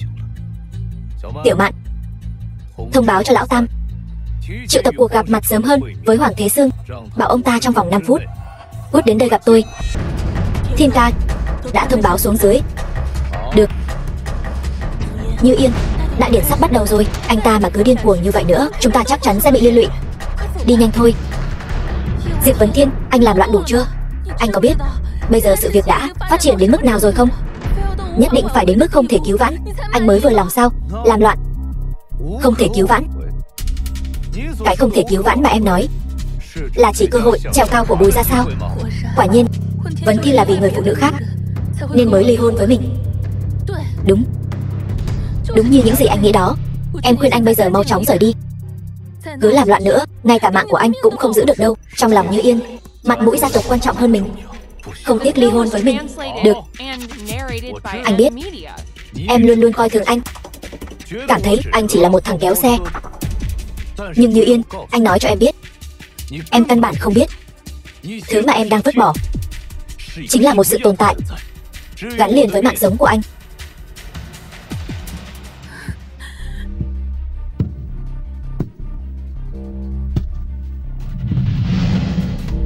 Hôm nay tôi cứ ngồi ở đây, tôi ngược lại muốn xem thử chư vị có mặt ở đây có ai có thể lấy mạng của tôi. Khẩu khí thật lớn. Cút xuống đi, thứ vô dụng như cậu. Vị trí đó là long tọa trên yến tiệc, chỉ cho phép bậc đại nhân vật được vạn người kính ngưỡng. Ngồi lên trên. Anh lấy gì để chắc chắn tôi không phải là bậc đại nhân vật được vạn người kính ngưỡng đó? Láo xược. Cậu tưởng cậu là ai? Thật sự cho rằng mình có thể áp đảo mọi người sao? Thân phận của anh ấy mấy người Tây Dương các người còn không xứng để bàn bạc. Yến tiệc hôm nay chư vị có mặt ở đây đều như cỏ rác, không còn pháp luật gì nữa. Người đâu? Điềm tĩnh tự nhiên. Khoác lác. Chắc hẳn đã âm thầm bỏ ra không ít công sức hôm nay để người Tây xem hết trò cười, bôi nhọ mặt mũi người Long Quốc chúng ta. Không phải anh thích diễn sao? Không phải anh nói 5 phút nữa cha tôi sẽ đến đây sao? Tôi xem anh có thể diễn đến khi nào. Thẩm tiểu thư, tại hạ luôn kính phục cô. Một người phụ nữ như cô có thể ở Thượng Hải này tạo dựng được cơ đồ như vậy. Nhưng người mà hôm nay anh ta đắc tội không chỉ có tôi, còn có người Tây, hơn nữa là cả Thượng Hải này. Tôi thấy người nhìn không rõ tình hình là anh mới đúng. Người Tây thì sao chứ? Thân phận của anh ấy trên thế giới này vẫn chưa có ai có thể sánh bằng. Cô đó, cô đúng là bị anh ta lừa không ít. Vậy thì tôi sẽ nói cho cô biết, anh ta chỉ là một kẻ bị Bùi gia đá ra khỏi cửa. Một tên vô dụng, không có tiền bạc, không có địa vị, thậm chí đến cả tôn nghiêm cũng bị người ta vô tình trà đạp dưới chân. Anh ta sống còn không bằng một con chó. Chính là vì anh ta bất tài vô dụng, chẳng có tài cán gì. Rời khỏi Bùi gia khó mà có chỗ dung thân. Anh ta không cam tâm bị Bùi gia đá ra, nên ở đây mới cố gắng tạo dựng thanh thế để chứng minh giá trị của bản thân. Đáng tiếc, Bùi gia đã sớm nhìn thấu anh ta bùn loãng không trát nổi tường, nên anh ta cầu mà không được. Ông hận trong lòng, lén lút quan hệ với người khác, sau lưng vợ cũ lại còn ra tay đánh bị thương người nhà vợ cũ. Thậm chí còn ở ngay trong buổi tiệc này ăn nói ngông cuồng. Chẳng qua là thấy Bùi gia sắp sửa nhận được sự giúp đỡ của trưởng phòng tư để tiến lên một vị trí cao hơn. Cái tài tự cho mình là đúng của cậu thật khiến tôi mở rộng tầm mắt. Diệp Vấn Thiên, ở đây có rất nhiều nhân vật lớn của Thượng Hải, ai mà không nhìn ra cái tâm tư thấp kém của anh chứ. Ra là vậy. Đây chính là nguyên nhân hôm nay anh nhiều lần làm điều ngang ngược. Diệp Vấn Thiên, em không ngờ anh lại là người như vậy. Tại sao? Anh nói gì em cũng không tin, người khác nói gì em cũng tin. Anh còn nhắc đến Như Yên. Ai cho anh cái mặt đó? Bùi gia nuôi không công anh 8 năm. Anh có xứng với Như Yên không? Là tôi có lỗi với cô ấy. Cũng chưa đến lượt cô chỉ trỏ. Đủ rồi Diệp Vấn Thiên, anh còn thấy chưa đủ mất mặt sao? Em ở bên anh 8 năm, em chưa từng chê bai anh điều gì. Vậy mà anh lại lén lút sau lưng em. Chị Như Yên, sao chị có thể nói thiên ca như vậy? Chị thật sự hiểu lầm anh ấy rồi. Cô ta chính là người mới của anh, đúng không? Em hiểu rồi. Để tình nghĩa vợ chồng, chỉ cần anh chịu dừng tay xin lỗi, em sẽ sử dụng tất cả tài nguyên của Bùi gia, cố gắng bảo toàn tính mạng của anh hết mức có thể. Đây là điều cuối cùng em có thể làm cho anh. Như Yên, em hiểu lầm rồi. Cô ấy chỉ là em gái của anh. Diệp Vấn Thiên, anh đừng hòng lừa em nữa. Sao em không biết là anh còn có một cô em gái lợi hại như vậy? Kẻ vô ơn này sẽ không lĩnh tỉnh đâu. Vậy thì cô hà tất phải tốt bụng như vậy? Hôm nay anh ta đã chọc thủng trời đất Thượng Hải rồi. Dù ông trời xuống đây cũng không cứu được anh ta. Vị tiểu thư này nói một câu khó nghe. Bùi gia dựa vào cái gì mà cảm thấy mình có thể bảo vệ được cái tên cuồng vọng này chứ? Không sai, tôi chưa từng thấy ai ngông cuồng như người Long Quốc này. Nhất định phải cho cậu ta biết sự lợi hại của người đế quốc Mỹ chúng ta. Vị tiểu thư này, Long Quốc có một câu nói cũ, gọi là người thức thời mới là tuấn kiệt. Tôi khuyên cô nên dứt khoát đoạn tuyệt. Tôi, Như Yên, cái tên phế vật khốn kiếp kia đã quyết tâm hãm hại con, hãm hại cả Bùi gia chúng ta. Vậy thì bỏ mạng cứ bỏ mạng đi, đó là cậu ta đáng đời. Nhưng Bùi gia là nhà của chúng ta mà, tuyệt đối không thể xảy ra chuyện gì. Tôi biết anh không rõ 8 năm nay em vì Bùi gia mà đã hy sinh những gì, nhưng em không trách anh. Dù sao thì thân phận của chúng ta khác nhau, tầm nhìn khác nhau, trách nhiệm cần gánh vác cũng khác nhau. Sự việc đã đến nước này, giữa chúng ta cũng không còn gì để nói nữa rồi. Hôm nay dù anh có làm ra chuyện gì đi nữa, Bùi gia cũng sẽ không thừa nhận có nửa điểm liên quan đến anh. Xin lỗi, Diệp Vấn Thiên. Nếu anh đã không còn yêu em nữa, vậy thì chúng ta đường ai nấy đi. Hy vọng anh có thể tiết chế một chút, đừng tiếp tục cố chấp nữa. Như Yên, sao em lại đối xử với anh vô tình như vậy? Như vậy cũng tốt. Sao vậy, Diệp Vấn Thiên? Diễn không nổi nữa rồi sao? Thân phận của anh và tôi vốn dĩ khác nhau như trời với đất. Tôi vốn không muốn hạ thấp thân phận, sau đó tính toán với anh. Nhưng hôm nay anh không phân biệt tôn ti, mạo phạm tất cả mọi người, hơn nữa còn độc ác, dẫn họa vào Bùi gia. Thượng Hải đã không còn chỗ dung thân cho cái tên cặn bã dân tộc như anh nữa rồi. Cậu nói cái gì? Cặn bã dân tộc? Thật nực cười. Cứ gọi tiếp đi. Cậu còn lại 3 phút nữa. Xin lỗi, 3 phút là không đủ thời gian cho anh nữa rồi.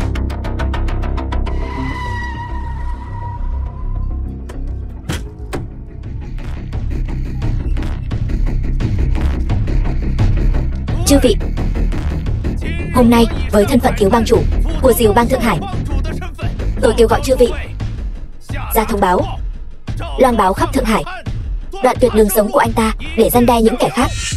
Nếu không cho cái tên nhãi danh Long Quốc này một bài học, sau này bọn chúng sẽ không coi chúng ta ra gì nữa. Người nắm quyền tô giới pháp, Gia Phèo, nguyện cùng Diều Bang đoạn tuyệt đường sống của cậu ta. Không ai có thể đứng trước đế quốc Mỹ của tôi mà dương oai. Tiểu tử, cậu không biết điều, cái tên sẽ vang danh khắp Thượng Hải. Người nắm quyền tô giới nước Mỹ, Smith, nguyện cùng Diều Bang đoạn tuyệt đường sống của cậu ta. Người trẻ tuổi phải hiểu rằng người Long Quốc ở thế giới này vĩnh viễn thấp kém hơn một bậc. Người nắm quyền tô giới Anh, William, nguyện cùng Diều Bang đoạn tuyệt đường sống của cậu ta. Ba đại tô giới ngoại quốc cùng nhau ra lệnh. Gia chủ Khổng gia. Ở Thượng Hải này, tôi còn chưa từng thấy bao giờ các ông lớn người Tây đều đã lên tiếng rồi. Gia chủ Tưởng gia. Vậy phế tế Bùi gia sống không nổi nữa rồi. Tưởng gia Thượng Hải đoạn tuyệt đường sống của cậu ta. Khổng gia Thượng Hải đoạn tuyệt đường sống của cậu ta. Người Tây nói chắc chắn là đúng. Gia chủ Tống gia. Người Long Quốc chúng ta vẫn nên tin người Tây thì tốt hơn. Tống gia Thượng Hải đoạn tuyệt đường sống của cậu ta. Trần gia tôi thể sống hay bỏ mạng đều đi theo các người Tây. Gia chủ Trần gia đoạn tuyệt đường sống của cậu ta. Đoạn tuyệt đường sống của cậu ta. Đoạn tuyệt đường sống của cậu ta. Đoạn tuyệt đường sống của cậu ta. Tự tìm đường bỏ mạng. Lần này xong thật rồi. Như Yên, may mà cô đã ly hôn với anh ta từ sớm. Nếu không, bây giờ anh ta chắc chắn sẽ liên lụy cả Bùi gia, Vấn Thiên. Đây chính là kết quả mà anh muốn sao? Sau ngày hôm nay, 921 ngành nghề ở Thượng Hải này, anh không còn chỗ nào để dung thân nữa. Dù cho có đi ăn xin, cũng không ai bố thí cho anh đâu. Còn cô, trốn không thoát khỏi Thượng Hải đâu. Thượng Hải cũng sẽ không còn chỗ dung thân cho cô nữa. Anh còn muốn tiếp tục diễn nữa sao? Cậu còn 1 phút. 1 phút? Anh muốn nói là qua 1 phút nữa cha tôi sẽ đến hiện trường sao? Anh đúng là chưa thấy quan tài chưa đổ lệ. Hôm nay tôi sẽ cho anh biết thế nào là tuyệt vọng. Người đâu? Nghiệt tử, còn không mau im miệng. Cha. Cha, đây là phụ kinh thỉnh tội. Trong truyền thuyết Long Quốc, đây là chuyện gì vậy? Nghiệt tử, quỳ xuống. Cha, đừng gọi ta là cha. Hoàng Thế Sương ta không có đứa con trai vô dụng như này. Cha, rốt cuộc đã xảy ra chuyện gì? Cha nói cho con biết đi, con không biết gì cả. Con còn có mặt mũi hỏi ta. Hôm nay con đã làm những gì? Trong lòng con không rõ sao? Uổng công ta vì Diều Bang dốc hết tâm huyết mới có được chút địa vị như ngày hôm nay. Giờ lỡ bước đường rồi. Dù sao vẫn còn một tia hy vọng quay về con đường chính đạo. Vậy mà bây giờ tên nghiệt tử như con hủy hoại hết cả rồi. Hủy hoại hết cả rồi. Nghiệt tử. Cha. Nghiệt tử, cha. Con muốn hủy hoại Diều Bang của ta sao? Cha. Cha nói cho con biết đi, con thật sự không biết gì cả. Cút ngay. Đại ca, Hoàng Thế Sương tôi dạy con không nghiêm, mạo phạm đến ngài rồi. Tôi nguyện đem 70% gia sản của Diều Bang dâng cho ngài. Chỉ xin ngài tha cho nó một mạng. Cha. Anh ta chính là cái kẻ bị Bùi gia đuổi đi. Một thằng ở rể anh ta còn không bằng con chó. Còn không mau câm miệng cho ta. Hoàng Thế Sương, ông còn nhớ tôi đã nói gì với ông không? Nếu trong vòng 5 phút người không đến thì Diều Bang diệt vong. Thẩm tiểu thư, ông đến muộn rồi. Đại ca, thành ý của tôi ngài cũng thấy rồi đấy. Đã nể mặt ngài lắm rồi. Nếu ngài vẫn không hài lòng thì cứ việc trách mắng con tôi một trận. Nhưng để Diều Bang diệt vong thì e là gì? E là quá làm khó tiểu nhân rồi. Ngài đã rời khỏi Long ỷ nhiều năm. Trong khoảng thời gian này, Diều Bang luôn tận tâm tận lực vì sự nghiệp phát triển của Thượng Hải, vì nước vì dân. Những chuyện này tổng trưởng Từ đều thấy rõ cả. Lời của ông ta ngài không thể không tin trước. Cái mà ông nói là vì nước vì dân chính là cùng với người đông doanh mở sòng bạc bán thuốc phiện. Ông tưởng hôm nay tôi gọi ông đến là vì cái gì? Ông cấu kết với ngọa khấu, tội đáng bỏ mạng. Ông nghĩ rằng lôi tên Tử Á tiểu ra thì tôi sẽ không làm gì được ông sao? Diệp Vấn Thiên, cha tôi đã nói chuyện với anh như thế, anh đừng có được nước làm tới. Có tin bây giờ tôi kêu người phế bỏ mạng anh. Đại ca, tha được cho người khác thì tha. Quy tắc giang hồ bây giờ không phải một mình ngài định đoạt. Hơn nữa, tôi còn có cả gia đình phải lo. Làm chút việc cho người đông doanh cũng là bất đắc dĩ thôi mà. Cha, sao cha lại gọi anh ta là đại ca? Có phải cha có điểm yếu gì trong tay anh ta không? Con trai ông nói không sai, ông cũng đâu có yếu điểm gì trong tay tôi. Vậy hà tất phải khúm núm trước tôi như vậy? Đại ca, theo như lời thiếu bang chủ Diều Bang, hôm nay Diều Bang sẽ lên như diều gặp gió. Trong bang lại có đến 2.000 anh em, còn được tổng trưởng Thượng Hải đích thân che chở, đúng là như mặt trời ban trưa. Vậy ông hà tất phải khúm núm trước tôi làm gì? Theo ý của ngài, Diều Bang của tôi vẫn có thể lăn lộn ở Thượng Hải này. Diều Bang từ đây diệt vong. Tên học Diệp kia, tôi đây 1 tiếng đại ca, 2 tiếng đại ca gọi cậu. Cậu đừng có được nước làm tới. Thượng Hải bây giờ không phải một mình cậu định đoạt. Ai đang ồn ào ở đây?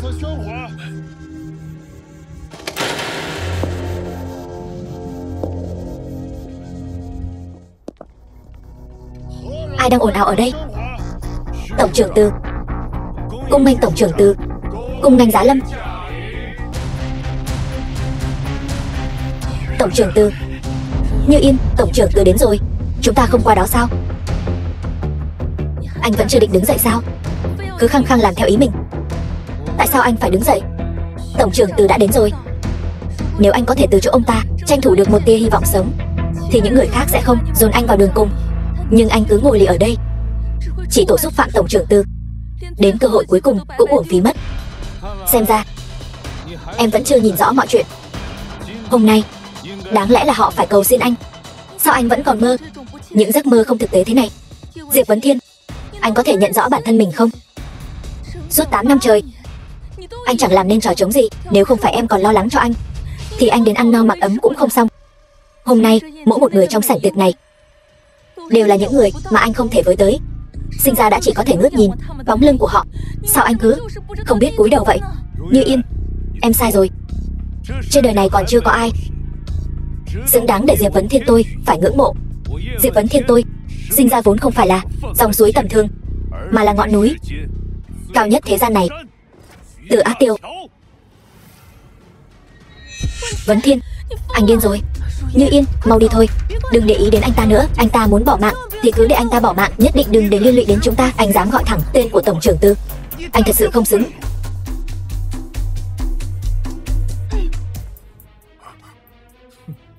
Cậu mù mắt rồi sao?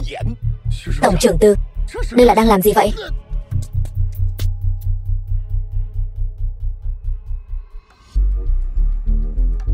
Tổng trưởng Từ, cút ngay cho tôi. Xong rồi, Như Yên, tổng trưởng Từ thật sự nổi giận rồi. Ngay cả Diều Bang và người nắm quyền ở Tô Giới Pháp cũng bị đánh rồi. Chúng ta mau chóng rời khỏi đây, không thể dính líu đến anh ta thêm nữa. Như vậy Diệp Vấn Thiên sẽ liên lụy. Cả hai nhà chúng ta đều phải chôn cùng. Vấn Thiên, dù cho anh đã yêu người phụ nữ khác, nhưng Bùi Như Yên tôi vẫn nguyện ý cùng anh bỏ mạng. Từ Á Tiêu, tổng trưởng Thượng Hải, bái kiến đại ca.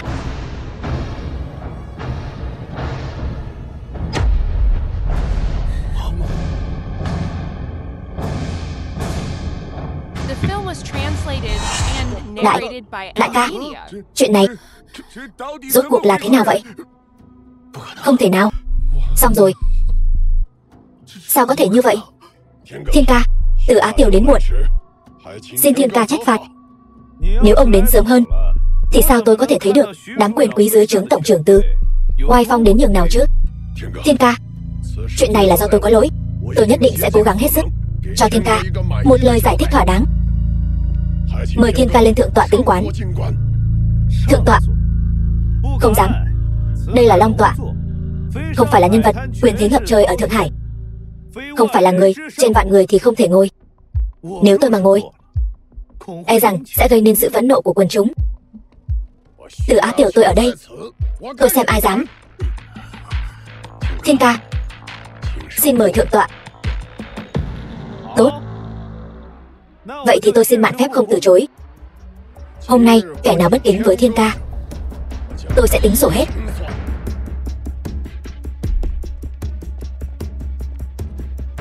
Tổng trưởng Tư, cậu ta đã biến mất khỏi giang hồ nhiều năm, dưới tay cũng không còn thế lực gì. Còn ngài mới là vị vua thực sự của Thượng Hải này. Đây là ý gì? Nếu như ông muốn ngồi lên bảo tọa của giáo chủ, huynh đệ tuyệt đối dốc sức tương trợ. Người đâu? Lôi hai tên này xuống cho tôi. Vâng. Tổng trưởng Tư, đây là làm gì vậy? Ông tưởng rằng cha con ông những năm nay làm những chuyện dơ bẩn với người Đông Dương. Lão tử không biết chắc hôm nay lại dám ở trước mặt Thiên ca giở trò thị phi. Các người thật đáng bỏ mạng. Lôi hai tên đó ra ngoài, phế cho tôi. Đại ca, đại ca, đại ca, đại ca, đại ca, đại ca, đại ca. Như Yên, em thấy chưa? Anh chưa từng lừa dối em. Anh đã nói rồi, Bùi gia có được ngày hôm nay là nhờ vào anh. Anh đã nói rồi, Từ Á Tiểu ông ta có thể ngồi lên vị trí tổng trưởng sở Thượng Hải là do anh nâng đỡ. Anh đã nói rồi, anh có thể quang minh chính đại bước vào sảnh yến tiệc này. Anh đã nói rồi, bọn chúng muốn chặn đường sống của anh còn chưa đủ tư cách. Nói sảnh yến tiệc hôm nay chính là vì anh mà bày ra. Anh thật sự chưa từng lừa dối em.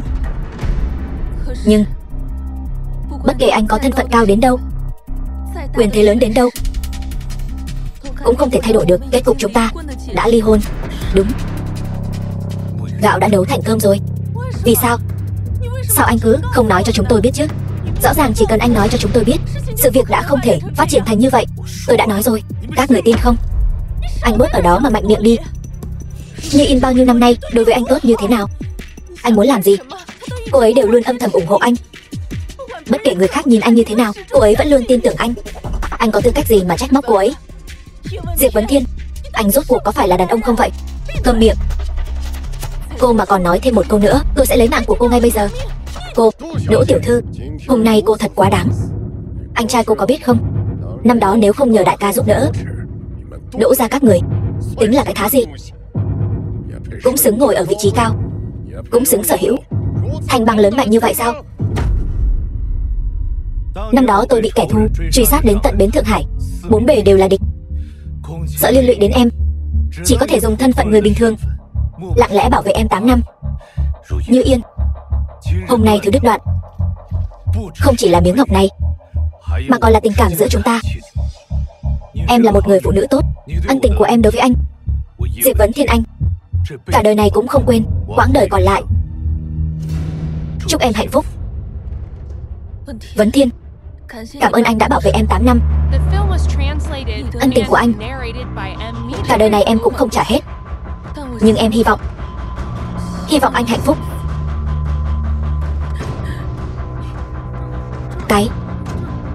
Các người còn gì muốn nói nữa không? Tổng trưởng Tư, chuyện tối nay chỉ là hiểu lầm. Hiểu lầm? Đúng, hiểu lầm. Đều là hiểu lầm. Tổng trưởng Tư, tranh chấp hôm nay là do Diều Bang và một tay Bùi gia gây nên. Chúng tôi từ đầu đến cuối đều không định tham gia vào. Nói thì nói vậy, nhưng chúng tôi quả thật cũng hành sự không chu toàn, không phân biệt rõ sự thật, đã làm phật ý đại ca của ngài William. Tôi nguyện ý xin lỗi ngài ấy. Còn có yêu cầu gì, cô tô giới anh tại bến Thượng Hải sẽ toàn lực đáp ứng ngài, tuyệt không hai lời. Đúng vậy, Gia Phèo tôi cũng nguyện ý xin lỗi Thiên ca. Cô tô giới Pháp tại bến Thượng Hải cũng có thể đáp ứng mọi yêu cầu của Thiên ca. Tính thêm cả tôi nữa, cô tô giới Mỹ tại bến Thượng Hải. Thật sự xin lỗi Thiên ca, là tôi đã nhẹ dạ cả tin thằng phế vật của Diều Bang. Mong ngài thứ lỗi. Khổng gia Thượng Hải nguyện dốc toàn lực xin lỗi Thiên ca. Tưởng gia Thượng Hải nguyện dốc toàn lực xin lỗi Thiên ca. Tống gia Thượng Hải, Trần gia Thượng Hải nguyện dốc toàn lực xin lỗi Thiên ca. Thì ra là một hiểu lầm. Nếu đã như vậy, vậy thì tôi không truy cứu nữa.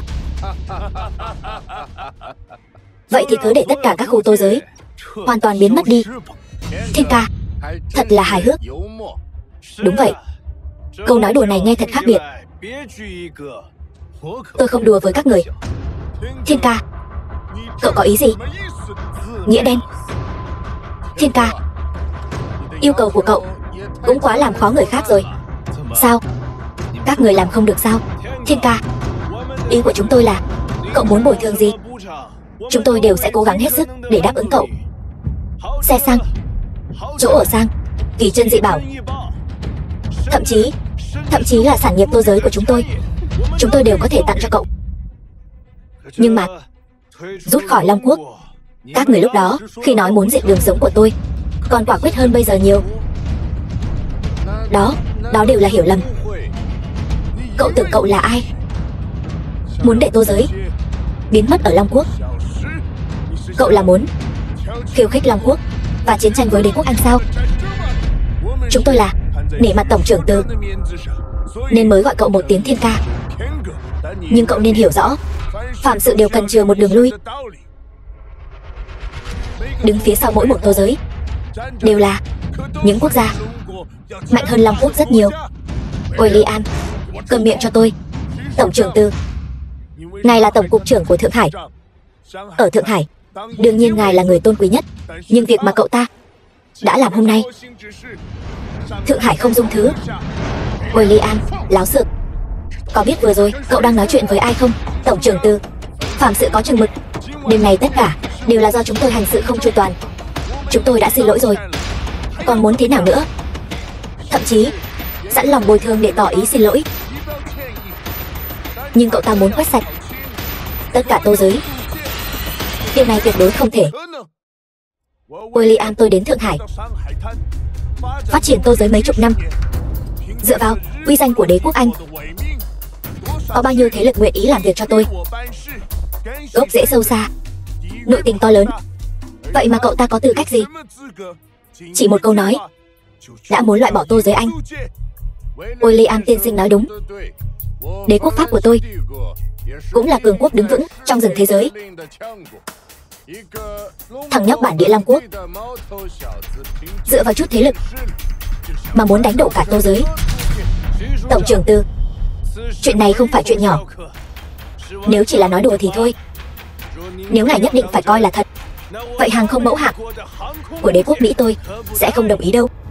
Đây là Long Quốc của chúng tôi. Chẳng lẽ các người muốn gây chiến tranh sao? Tổng trưởng Từ, nghiêm trọng rồi. Chúng tôi chỉ làm yêu cầu tự vệ. Xin lỗi và bồi thường thì được, nhưng rút khỏi Long Quốc, xin hỏi chư vị ở đây có ai có thể tán đồng? Khổng gia không tán đồng. Người Tây nhận sai với Long Quốc chúng ta đã là nể mặt lắm rồi. Mọi người nên biết chừng mực. Tưởng gia cũng không tán đồng, kiên quyết ủng hộ người Tây. Chúng tôi cũng vậy, không thể tán đồng. Chúng tôi cũng không thể tán đồng. Cậu có thể khiến tổng trưởng Từ kính sợ như vậy, quả thật rất lợi hại. Nhưng cũng chỉ có vậy thôi.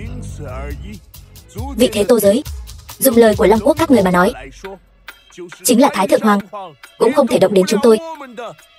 Anh chắc chắn như vậy sao? Không sai. Đừng quên, tô giới Anh là hoàng đế của các người, tự mình phân chia. Cho dù bỏ qua chuyện này không nói, tôi cũng tự tin có năng lực làm chỗ dựa. Còn cậu, bỏ đi sự kính sợ mà tổng trưởng Từ dành cho cậu thì còn lại gì? Một câu nói của cậu liền muốn lay động cả Thượng Hải này sao? Vậy còn tôi thì sao?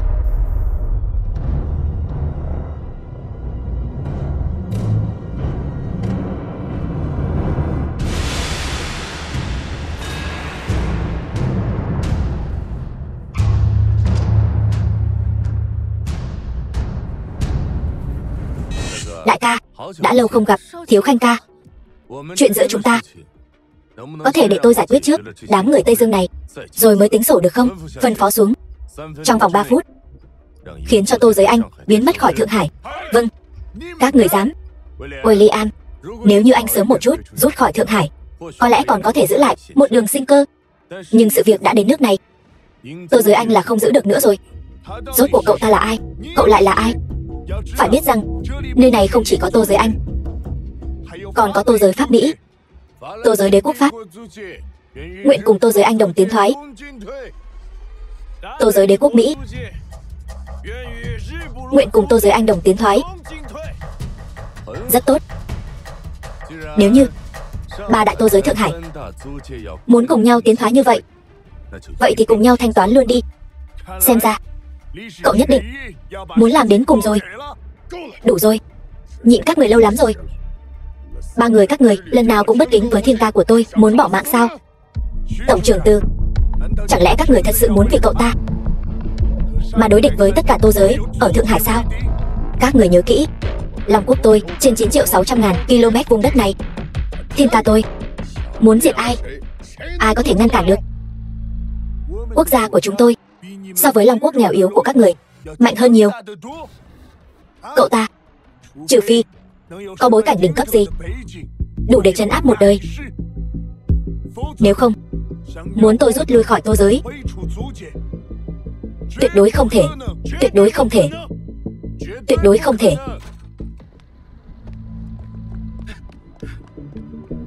William tiên sinh, không xong rồi. Có người không rõ thân phận ở Tô Giới Anh của chúng ta đại khai sát giới. Mục tiêu chỉ là người của đế quốc Anh.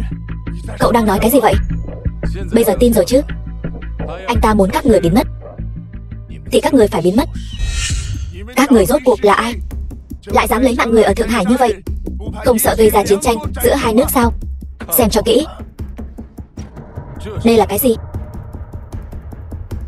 Tôi chính là giáo chủ. Anh ta từng là đại ca của tôi. Anh ta muốn các người biến mất khỏi bến Thượng Hải. Các người cảm thấy các người còn có thể ở lại Long quốc sao? Đại ca của giáo chủ, khó trách tổng trưởng Từ sẽ bảo vệ cậu đến mức này. Lần này là William tôi đã nhìn lầm người. Tô Giới Anh của tôi xong rồi. Tiên sinh William, Long quốc có người như vậy. Ngày phục hưng đã gần kề rồi. William tôi nguyện dẫn dắt Tô Giới Anh rời khỏi bến Thượng Hải. Nhưng tôi vẫn còn một chuyện muốn nhờ. Khẩn cầu thiên ca giơ cao đánh khẽ. Bến Thượng Hải vẫn còn một số đồng bào, họ vô tội. Xin cậu tha cho họ. Được, trừ những kẻ làm điều gian ác. Chấp nhận. Cảm ơn thiên ca. Còn các người, chúng tôi nguyện rút khỏi bến Thượng Hải.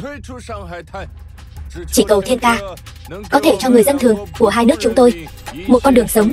Tưởng ra bến Thượng Hải nguyện tự diệt đường sống. Chỉ cầu thiên ca cho đám hậu bối tưởng ra một con đường sống. Khổng gia bến Thượng Hải nguyện tự diệt đường sống. Cầu thiên ca cho Khổng gia hậu bối lưu lại chút đường sống. Chúng tôi nguyện tự đoạn đường sống. Chỉ cầu thiên ca cho đám vãn bối trong nhà một con đường sống. Các người còn không mau cảm ơn thiên ca ân không lấy mạng, mau chóng rời đi. Tạ giáo chủ.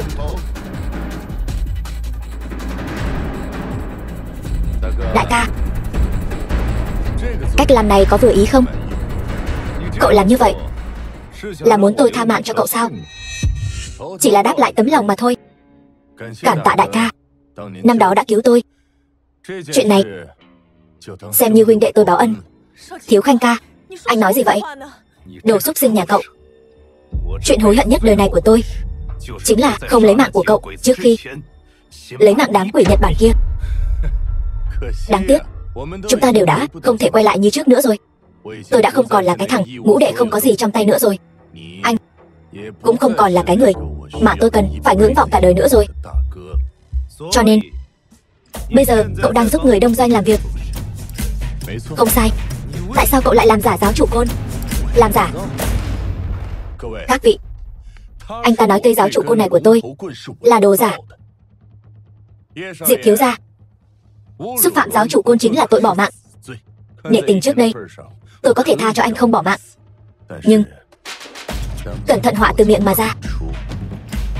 Thiếu Khanh ca, anh nói gì vậy? Im miệng, chỗ này không có phần cho cô nói. Cô là cảm thấy anh ta ly hôn rồi, cô lại có cơ hội trèo lên rồi, có phải không? Anh Anh nói bậy. Diệp Vấn Thiên, tôi hỏi anh, Quỷ Hoàn Quốc Cương ở đâu? Liên quan gì đến cậu? Đừng có giả ngốc với tôi. 8 năm trước, tôi đến Đông Doanh đoạt được thanh đao này, không ngờ lại bị anh trộm mất. Bây giờ giao ra đây, tôi có thể tha cho anh không bỏ mạng. Phải nói rằng, cậu không chỉ là một tên lính tốt của người Đông Doanh, mà còn là một kẻ điêu ngoa đảo ngược trắng đen. Nhưng đáng tiếc, thanh đao này, cả đời này cậu đừng hòng thấy lại. Anh, bây giờ tôi lấy thân phận giáo chủ, ra lệnh cho anh, trả đao lại cho tôi. Thật là nực cười. Tôi thấy cậu là diễn kịch đến nghiện rồi phải không? Cầm một giáo chủ côn giả, ở đây hù dọa ai? Giáo chủ côn thật ở đây này. Cái gì? Sao lại có 2 giáo chủ côn? Rốt cuộc là chuyện gì?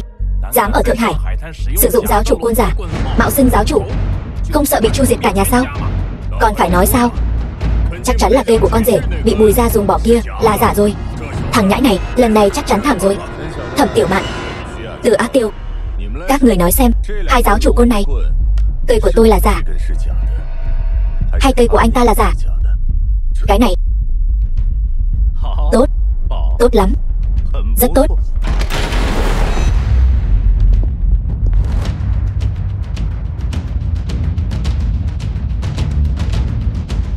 Tôi xem ai ở đây mạo xưng giáo chủ. Trời, Long Môn Tam Đại Bang chủ hôm nay lại tề tựu đông đủ.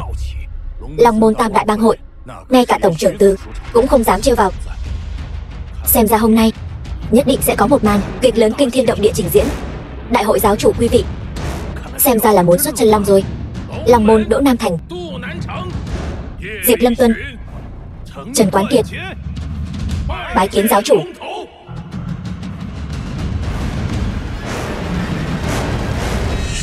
Có người ở đây khi sư diệt tổ, tại đại điển quy hồi giáo chủ, mạo xưng giáo chủ. Đây không chỉ là lấy Long Môn làm địch, mà còn lấy Thượng Hải làm địch. Không lấy thịt cậu ta ra, khó mà dẹp yên cơn giận của mọi người. Chư vị, hôm nay Long Môn làm việc, những người không liên quan khác mau chóng rời đi. Chư vị, mời. Long Môn Bang quy nghiêm ngặt, nói một là một, nói hai là hai. Gã phụ xe kéo này hôm nay e rằng sẽ bỏ mạng không có chỗ chôn thân. Đúng vậy Tưởng huynh, chúng ta vẫn nên mau chóng rời đi thôi, tránh lát nữa đao kiếm vô tình, súng không có mắt, làm bị thương chúng ta, vậy thì không hay đâu. Đi thôi, đi. Giang Thiếu Khanh, Thiên ca đối với anh có ân cứu mạng. Năm đó ở quê nhà, nếu không phải Thiên ca, im đi, đâu phải tôi bảo anh ta làm thế. Giờ còn nói chuyện này làm gì? Xin lỗi, tôi thật sự tò mò, cậu mang trên mình mối hận thù nặng nề như vậy, làm sao thuyết phục bản thân làm lính cho kẻ thù của mình? Trên đời này, ai nắm đấm lớn thì người đó có địa vị. Ai có địa vị, tôi theo người đó. Đế quốc Nhật Bản hùng mạnh, tôi theo đế quốc Nhật Bản. Người Đông Doanh lợi hại, tôi theo người Đông Doanh. Anh cũng vậy thôi.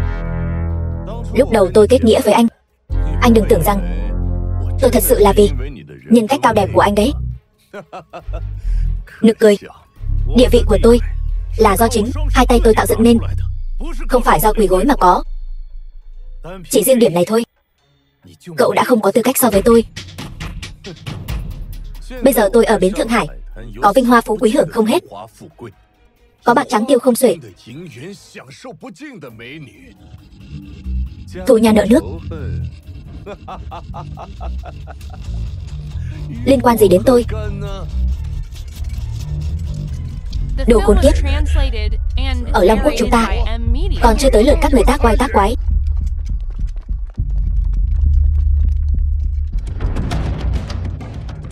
Sao có thể?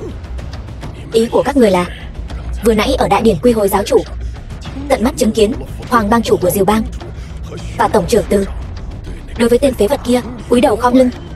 Đúng, cha. Đúng vậy, con cũng không tin cậu ta chỉ là một tên phu xe hôi hám. Chuyện này tuyệt đối không thể nào. Đúng đó, lão gia tử, người đừng tin bọn họ. Nhà Lãng Nghị toàn là đàn bà não ngắn, mới bịa ra được chuyện hoang đường như vậy.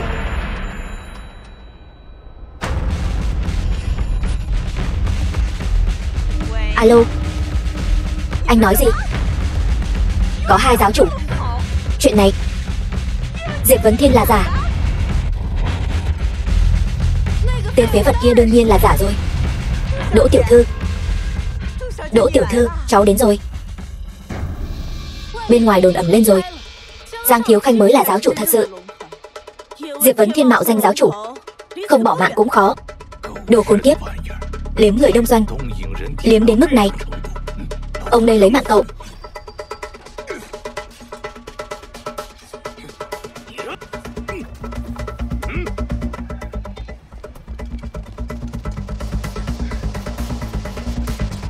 Bỏ xuống cho tôi.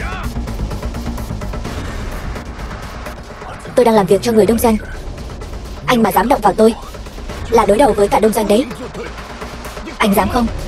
Long Môn Bang quy điều thứ nhất, kẻ bán nước cầu vinh, bỏ mạng dưới vạn đao.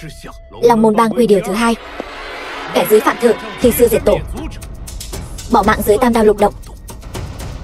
Long Môn Bang quy điều thứ ba, kẻ phản bội đồng môn, huynh đệ tương tàn, lấy mạng không tha. Giang Thiếu Khanh, cậu đáng bỏ mạng vạn lần. Hôm nay tôi vừa là chấp hành gia pháp, cũng là thay trời hành đạo. Giang Thiếu Khanh, lạnh bỏ mạng.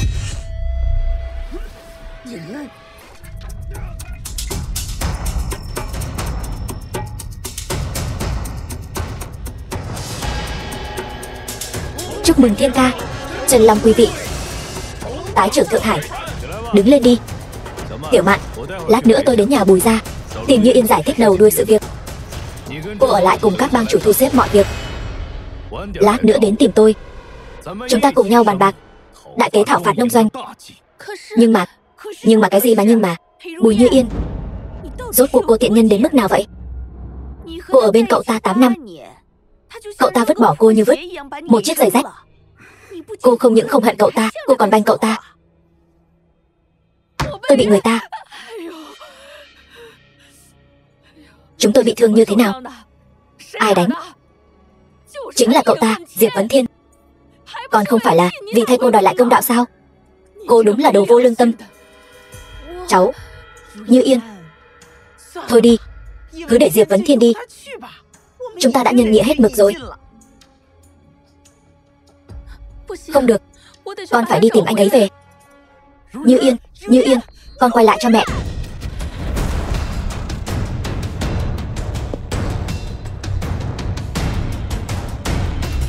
Vấn Thiên, anh còn đến đây làm gì? Anh đi mau, đừng sợ, anh đến để giải thích với họ. Cậu còn dám đến đây? Cậu còn mặt mũi nào đến đây? Chẳng lẽ cậu còn muốn trước khi bỏ mạng lôi chúng tôi xuống nước? Vấn Thiên, anh không sao chứ? Không sao, trước khi bỏ mạng. Ý gì? Họ Diệp kia, bất kể là cậu đã trốn ra bằng cách nào, tóm lại bây giờ cậu mau rời khỏi nhà chúng tôi. Nếu không, đừng trách chúng tôi không khách khí. Lão tử bây giờ sẽ không khách khí với cậu. Đủ rồi. Cha làm gì vậy? Bây giờ cha còn muốn bảo vệ cậu ta. Diệp Vấn Thiên, Bùi gia đối đãi với cậu không tệ. Trước đây chúng tôi đúng là đã từng nói với cậu vài lời cay nghiệt, đó cũng là vì bất đắc dĩ. Nhưng cậu cũng thật sự là vô dụng mà. Tôi thấy cậu vẫn nên đi mau. Chuyện đánh bọn họ coi như xong đi. Ông nội, sao có thể bỏ qua như vậy được? Cháu, đúng. Bây giờ cậu ta đã là một người bỏ mạng rồi, con còn có thể làm gì cậu ta? Lỡ như người khác mà tưởng chúng ta là đồng đảng của cậu ta, vậy thì cả Bùi gia đều phải chôn cùng với cậu ta. Mọi người đang nói gì vậy? Sao tôi nghe không hiểu gì cả? Anh bớt giả vờ đi. Diệp Vấn Thiên, anh mạo danh giáo chủ, sống không qua hôm nay đâu. Mạo danh giáo chủ. Bây giờ cả Thượng Hải này đều lan truyền rồi, Giang Thiếu Khanh mới là giáo chủ thật sự, còn anh chỉ là một kẻ mạo danh. Diệp Vấn Thiên, thật lòng mà nói, tôi có chút bội phục cậu rồi đấy. Ngay cả những nhân vật lớn như Tổng trưởng Từ cũng bị cậu xoay như trong chóng. Các người nghe tin đồn từ đâu vậy? Lúc nãy yến tiệc các người không đi sao? Tôi khinh. Chính là vì yến tiệc vừa rồi chúng ta đều đã đi, bây giờ mới thấy anh đáng sợ đến mức nào, ghê tởm, tâm cơ sâu đến mức nào, gan lớn đến mức nào. Diệp Vấn Thiên, nhân lúc bây giờ còn cơ hội, nhanh đi đến phòng bắt giữ tự thú đi, biết đâu còn giữ được toàn thây. Cậu cười cái gì? Biết mình sắp bỏ mạng đến nơi nên phát điên rồi ấy mà. Cũng là một người đáng thương. Suy cho cùng thì cũng là vì thân phận của cậu ta nên mới khiến cậu ta quá tự ti. Vậy nên mới không từ thủ đoạn làm ra chuyện ngu ngốc, muốn gây sự chú ý của người khác ấy. Vấn Thiên, anh cười cái gì? Như Yên, em không cảm thấy tất cả những chuyện này đều rất buồn cười sao? Thọ yến ngày đó, tôi vì Bùi gia đã dâng lên quà mừng trị giá 1 tỷ đồng đại dương, kim cương, vàng thỏi, đại dương, bày ở trước mặt các người không tin. Hôm nay, cả Thượng Hải này lại đều phục dưới chân tôi. Nhưng không biết từ đâu, nghe được một câu đồn nhảm, lại đinh ninh tôi đang giả dối, tráo trở. Các người cho rằng cả Thượng Hải này đều giống như các người, đều là lũ ngốc sao? Cho dù bọn họ là lũ ngốc, cũng không đến lượt loại phế vật như cậu ở đây chỉ trỏ. Bùi gia không nợ cậu. Cậu ta không nói cháu còn quên mất. Ông nội, Triệu ca hôm đó nói người giám định hôm nay sẽ đến. Lát nữa ông ta mà giám định, nhất định có thể vả mặt tên phế vật này.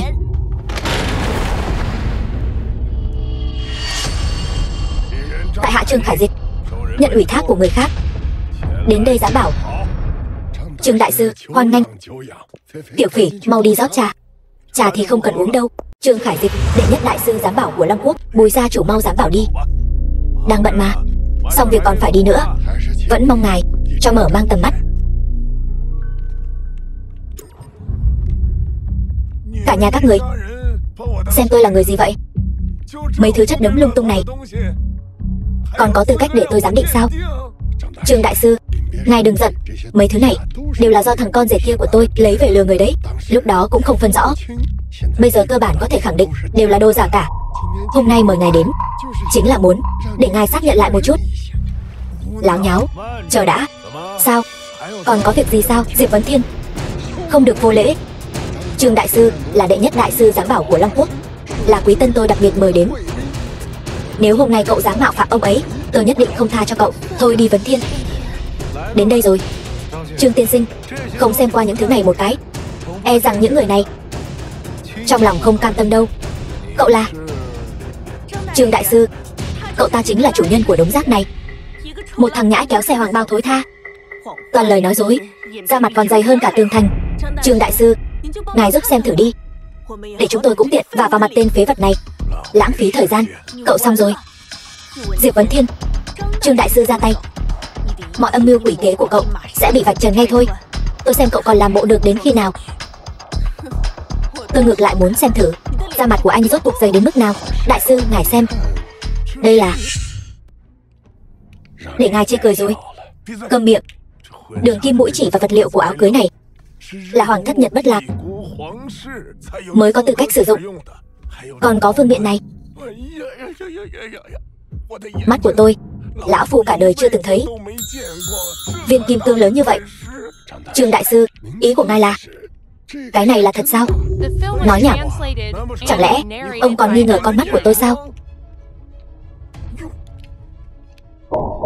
Hoa Thị Bích, cái này cũng là thật sao? Không đúng. Không đúng sao? Vậy thì là giả rồi. Thật thú vị. Tôi đã nói rồi mà, sao có thể là thật được chứ? Hoa Thị Bích, mỹ ngọc có chất liệu tốt, 100 năm khó gặp, sao có thể xuất hiện ở cái loại địa phương này chứ? Có điều, theo kinh nghiệm của lão phu, xác thực là thật đấy. Trời, cái này, đây quả thực là bảo vật truyền đời. Là thật sao? Không ngờ ở Bùi gia nhỏ bé của các người lại được thấy loại chân bảo tuyệt thế này. So với mỹ ngọc này, vàng thỏi, bạc nén đều trở nên ảm đạm thất sắc.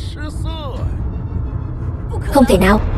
Diệp Vấn Thiên cậu ta chẳng qua chỉ là một thằng kéo xe hoàng bao thối tha, sao có thể tặng món quà chân quý như vậy? Tôi không tin. Chuyện này không phải thật. Tôi cũng không tin. Đúng, đều là giả. Đều là giả. Chẳng lẽ các người cho rằng tôi đang nói dối sao? Nhưng đều là thật đấy. Không ngờ hôm nay tôi thấy được bảo vật còn nhiều hơn cả một đời tôi đã từng thấy nữa. Những thứ này đều là cậu tặng sao? Đương nhiên. Những thứ này đó đều là sính lễ do Diều Bang tặng cho nhà Khả Phỉ chúng tôi. Đương nhiên là thật hết rồi. Các người nhìn xem, tôi bị cái tên vô dụng này làm cho tức đến hồ đồ rồi. Những món quà này vốn dĩ là Hoàng thiếu gia tặng cho Khả Phỉ nhà chúng ta. Đúng, chính vì là Chiêu ca tặng, cho nên mới là thật. Tôi nói cả nhà các người đủ vô liêm sỉ rồi đấy. Cậu nói cái gì? Vừa nãy các người đối với những món quà này còn ra sức bôi nhọ, thậm chí còn muốn vứt đi như rác. Bây giờ biết là thật rồi, vậy mà lại muốn chiếm làm của riêng. Ít ra cũng phải biết xấu hổ chứ. Cậu quản được chắc?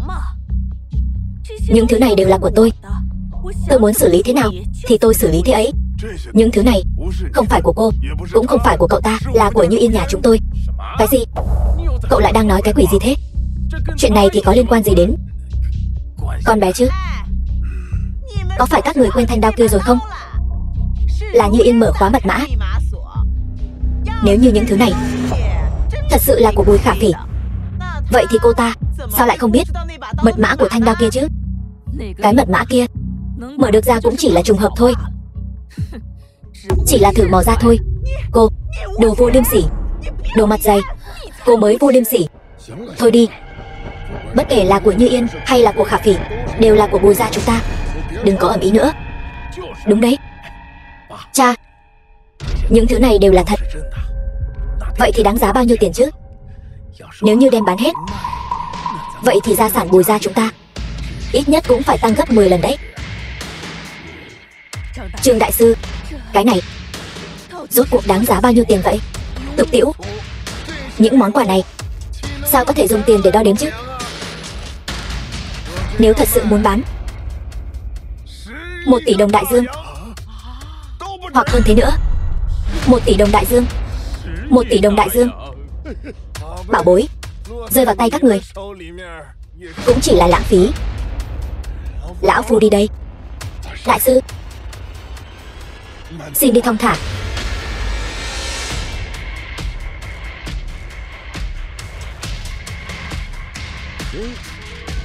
Sao cậu còn chưa đi? Trước khi bỏ mạng, còn muốn đến Bùi gia ăn trực một bữa cơm. Đã lớn tuổi như vậy rồi, tôi không tin ông không phân biệt được những thứ này thuộc về ai. Vội vàng đuổi tôi đi như vậy là sợ tôi đem những thứ này thu về đấy sao? Láo xược. Diệp Vấn Thiên, sao cậu lại nói chuyện với ông nội như thế? Những người kia nói rất rõ ràng rồi, những lễ vật này đều là do thiếu gia Diệp gia ở kinh đô đưa tới. Còn có thanh đao kia là do Vấn Thiên dẫn dắt mới mở ra được. Rõ ràng là ý cô là đại thiếu gia Diệp gia cao cao tại thượng ở kinh đô sẽ tặng cho tên phế vật này món quà quý giá như vậy sao? Nhưng mà Đỗ tiểu thư, người hôm đó đến tặng quà thật sự là người Diệp gia ở kinh đô. Sao cô chắc chắn vậy? Diệp gia kinh đô là người mà thanh bang tôi cũng không với cao nổi, sao lại có thể tặng cho một Bùi gia nhỏ bé món quà quý giá như vậy? Lúc đó chúng tôi cũng thấy kỳ lạ. Vì chuyện này còn tranh luận rất lâu. Đúng vậy, đó là vì Hoàng bang chủ Thế Sương của Diều bang là bạn tốt của Diệp thiếu gia. Cậu lại cười cái gì? Hoàng Thế Sương cũng xứng làm bạn của tôi sao? Diệp Vấn Thiên, cậu cho rằng mình nhiều giận quá rồi, không sợ cắn nữa hả? Hoàng bang chủ cũng là người mà cậu có thể bàn luận sao? Dưới trướng Hoàng bang chủ có mấy ngàn người đó, so với ông ta cậu còn không bằng con kiến. Cô hỏi bọn họ xem, ngày vừa nãy Hoàng Chiêu và Hoàng Thế Sương giống như động vật quỳ xin tôi tha trước mặt tôi. Mọi người nói xem, ai mới là con kiến? Cậu ta nói thật đó. Không thể nào.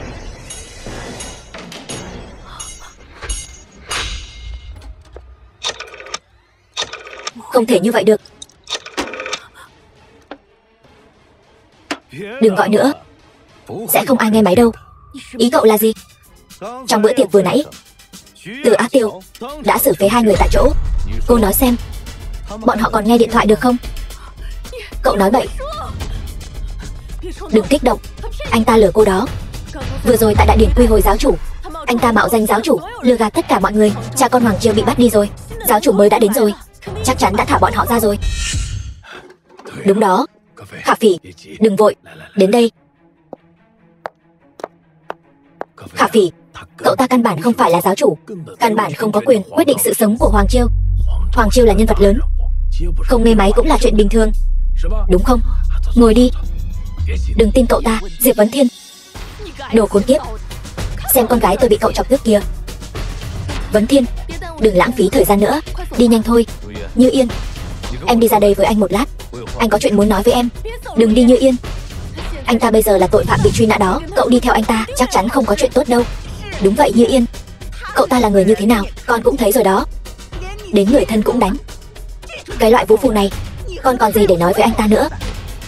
Trước khi các người chỉ trích tôi, phiền các người làm ơn tìm hiểu rõ đầu đuôi sự việc đã. Tại sao tôi lại đánh bọn họ? Cho dù vì sao thì cũng không thể đánh. Bùi Gia nuôi cậu 8 năm. Cậu không có tư cách đó động thủ đánh người. Nói rất đúng. Cho dù Bùi Gia nuôi một con chó còn biết cảm ơn đấy. Nuôi cậu 8 năm, cậu quả thực là không bằng cả động vật. Đại bá, bác nói cái gì vậy? Đúng đó, cô vừa ly hôn với nó. Nó liền ở bên ngoài cùng hồ ly tinh lăng nhăng rồi. Quan trọng nhất là cậu ta trộm ngọc của cô. Chúng tôi nói nó vài câu, cậu ta liền giận quá hóa xấu hổ, động tay động chân với chúng tôi. Ngọc bội đó là tôi tặng cho Như Yên, là tín vật định tình của tôi và Như Yên, còn là di vật duy nhất của mẹ tôi. Bị các người làm vỡ rồi. Đánh các người là còn nhẹ đấy. Vấn Thiên, vậy anh lấy đi tín vật định tình. Tại sao lại không nói với em một tiếng? Anh lấy đi. Chẳng phải là do bọn họ trả lại cho anh sao? Cái gì? Cha, mẹ, rốt cuộc là chuyện gì vậy? Uyển Thanh, chuyện này cậu cũng biết phải không? Như Yên, cậu nghe tôi nói, tôi làm vậy là vì tốt cho cậu. Loại phế vật như Diệp Vấn Thiên, cậu đi theo anh ta sẽ không có kết cục tốt đâu. Chúng ta là bạn tốt, tôi sẽ không hại cậu đâu. Nếu cậu thật sự coi tôi là bạn thì không nên can thiệp vào hôn nhân của tôi. Cậu có quyền gì làm như vậy? Tôi hiểu rồi. Các người thật là to gan lớn mật. Vấn Thiên, xin lỗi. Trước đây đều là em trách lầm anh. Là anh sai. Anh cũng không nên nghi ngờ em. Cậu buông ra cho tôi, tránh xa con gái tôi ra. Mẹ làm cái gì vậy? Vấn Thiên không có phản bội con. Như Yên, cậu tỉnh lại đi.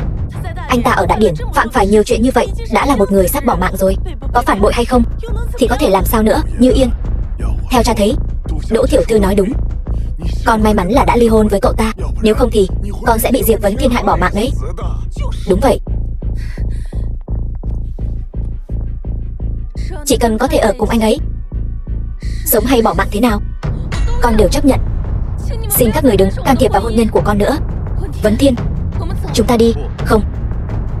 Như Yên, bọn họ vì chia rẽ chúng ta dùng thủ đoạn hèn hạ như vậy. Hôm nay anh không vả mặt bọn họ. Anh không phải là Diệp Vấn Thiên. Vả mặt chúng tôi. Nực cười. Diệp Vấn Thiên, nếu anh thật sự là đàn ông, anh nên rời khỏi Như Yên đi. Muốn đi đâu thì đi. Chẳng lẽ anh muốn lôi kéo Như Yên cùng anh đi bỏ mạng sao? Nói đúng đấy. Tình cảnh của cậu bây giờ có tư cách gì ở bên Như Yên, còn nói gì đến tương lai nữa? Cha, mẹ, con biết cha mẹ luôn chê bai Diệp Vấn Thiên. Không có xuất thân, không có bối cảnh, không tiền, không quyền, vô dụng. Nhưng sự cố gắng của anh ấy, con luôn nhìn thấy. Tuy rằng có lúc cũng khiến người ta thất vọng, nhưng anh ấy luôn nỗ lực thử thay đổi vì con. Cha, mẹ, con xin cha mẹ cho chúng con một cơ hội, cho chúng con thêm chút thời gian. Tin tưởng chúng con nhất định sẽ không làm cha mẹ thất vọng đâu. Xin cha mẹ đó. Như Yên, đủ rồi. Không phải là chúng ta không cho cậu ta cơ hội, mà là người ngoài kia. Cậu ta gây ra họa lớn như vậy, cái Bùi Gia nhỏ bé của chúng ta gánh không nổi đâu. Việc ly hôn của anh và Như Yên là do một tay tôi sắp đặt là đúng. Nhưng vừa ly hôn xong, có phải anh ở bên ngoài lăng nhăng với người phụ nữ khác không? Nói đúng đấy. Tôi đã sớm nhìn ra cậu là đồ bỏ đi. Từ ban đầu, nguyên nhân khiến hai người ly hôn chẳng liên quan gì đến Diệp Vấn Thiên. Đồ vô dụng nhà cậu cả. Bùi Gia chấp nhận đồ vô dụng, nhưng tuyệt đối không chấp nhận đồ bỏ đi vô liêm sỉ. Diệp Vấn Thiên đó không biết xấu hổ. Sau khi ly hôn với con, liền lập tức bộc lộ bản chất, ở bên ngoài lén lút với người phụ nữ khác. Loại đàn ông này, con còn cần cậu ta làm gì? Các người muốn chia rẽ chúng tôi, có thể nói thẳng ra. Không cần phải biện chuyện như vậy chứ. Chẳng lẽ không phải sao? Anh và Thẩm Tiểu Mạn có phải mơ ám không? Là bà chủ Bách Lạc Môn, Thẩm Tiểu Mạn đó sao? Thằng nhãi này tướng mạo thì không ra gì, nhưng mà chơi cũng ra gì đấy nhỉ? Mọi người nói xem, có một khả năng là Diệp gia ở kinh đô căn bản là không tặng quà. Món quà này là Thẩm Tiểu Mạn tặng cho Diệp Vấn Thiên. Còn Diệp Vấn Thiên thì lại vì nguồn gốc của những món quà này liền nói là quà của Diệp gia ở kinh đô tặng. Rất có thể những món quà này trị giá hơn 1 tỷ đồng đại dương là Diệp Vấn Thiên cậu dựa vào bản lĩnh của mình mà có được sao? Tôi coi như hiểu rồi. Hóa ra là cái thứ vô dụng như cậu, không biết xấu hổ, dựa vào lưu manh bị ổi, thủ đoạn hạ lưu, lừa gạt từ Thẩm Tiểu Mạn mà có. Họ Diệp kia, chúng tôi nói có đúng không? Tôi chỉ có thể nói mấy người nên đi khám não đi. Thật đúng là giỏi tưởng tượng đấy. Chẳng lẽ không phải sao? Anh và Thẩm Tiểu Mạn chắc chắn là quen nhau từ trước rồi. Nếu giữa hai người không có gì, vậy thì tại sao Như Yên chưa từng nghe nói đến người này? Vấn Thiên, những gì họ nói là thật sao? Không phải vậy. Thẩm Tiểu Mạn chỉ là một người em gái của anh đã quen cô ấy từ rất lâu trước đây rồi. Hơn nữa, giữa hai chúng tôi chưa từng xảy ra chuyện gì cả. Nếu đã như vậy, vậy tại sao anh lại giấu em? Đó là vì anh đừng có ngụy biện nữa, anh chính là có tật giật mình. Như Yên, em nghe anh giải thích, còn muốn chối cãi? Cậu xem chúng tôi là đồ ngốc hết sao? Như Yên, anh thật sự chưa từng làm chuyện gì có lỗi với em cả. Vậy con hồ ly tinh Thẩm Tiểu Mạn đó là như thế nào? Cô muốn tôi giải thích thế nào?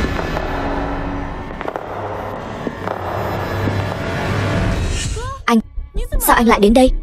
Đồ hồ ly tinh nhà cô còn dám đến đây? Uyển Thanh, sao lại nói chuyện với Thẩm tiểu thư như vậy? Thật là kỳ lạ. Đỗ bang chủ vào lúc này đến nhà chúng ta làm gì? Chẳng lẽ là đến bắt Diệp Vấn Thiên sao? Nếu không thì cô nghĩ là gì? Đỗ bang chủ và giáo chủ là anh em kết nghĩa. Diệp Vấn Thiên mạo danh giáo chủ, Đỗ bang chủ có thể bỏ qua cho cậu ta sao? Vừa nãy bảo cậu ta đi, cậu ta không đi, bây giờ thì hay rồi, muốn đi cũng không đi được. Láo xược. Có biết anh ấy là ai không? Bang chủ Thanh Bang, Đỗ Nam Thành, Long môn tiểu muội Thẩm Tiểu Mạn bái kiến giáo chủ. Cái này không thể nào. Diệp Vấn Thiên chỉ là một tên phế vật sao? Im miệng. Anh lại vì anh ta mà đánh em. Tất cả mọi thứ của anh và em đều là do giáo chủ ban cho. Anh ấy là vua của cả Thượng Hải này. Em ăn nói ngông cuồng, không đáng đánh sao? Rốt cuộc là chuyện gì đang xảy ra vậy? Vấn Thiên, anh thật sự là giáo chủ của Thượng Hải sao? Không sai, bọn họ đều là thủ hạ của anh. Vậy cô ấy cũng vậy sao? Đúng vậy. Chị Như Yên, thật ra chị đã hiểu lầm rồi. Em và giáo chủ từ trước đến nay luôn trong sạch. Những việc anh ấy làm ở Thượng Hải quá nguy hiểm, cho nên luôn không nói cho mọi người biết. Trong lòng anh ấy, người quan trọng nhất vẫn luôn là chị.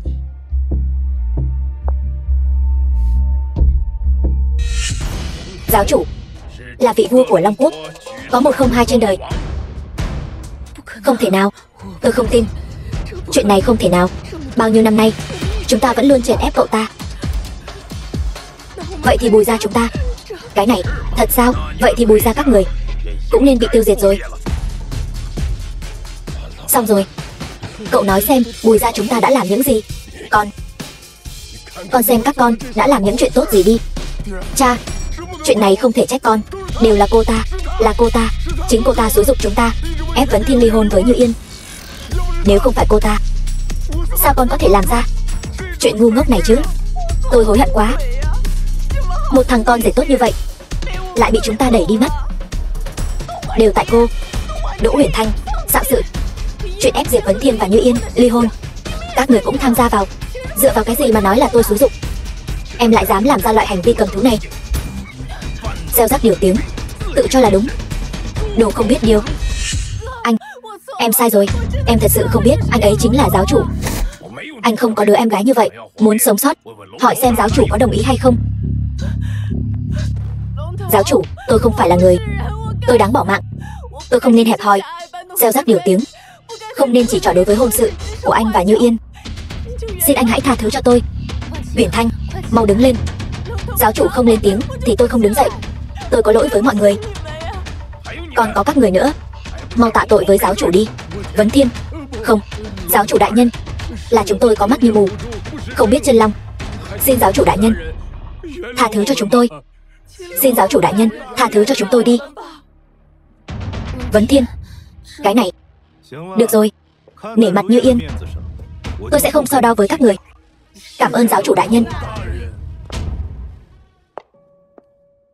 Cảm ơn anh. Vấn Thiên, đáng lẽ là anh phải cảm ơn em mới đúng. Những năm qua đã xảy ra nhiều chuyện như vậy, nhưng anh chưa từng nói với em. Nhưng không sao, chúng ta còn có rất lâu về sau. Sau này anh sẽ đem từng chuyện một từ từ kể cho em nghe. Như Yên, em có nguyện ý chọn anh thêm một lần nữa không? Em nguyện ý. Diệp ra kinh đô đến.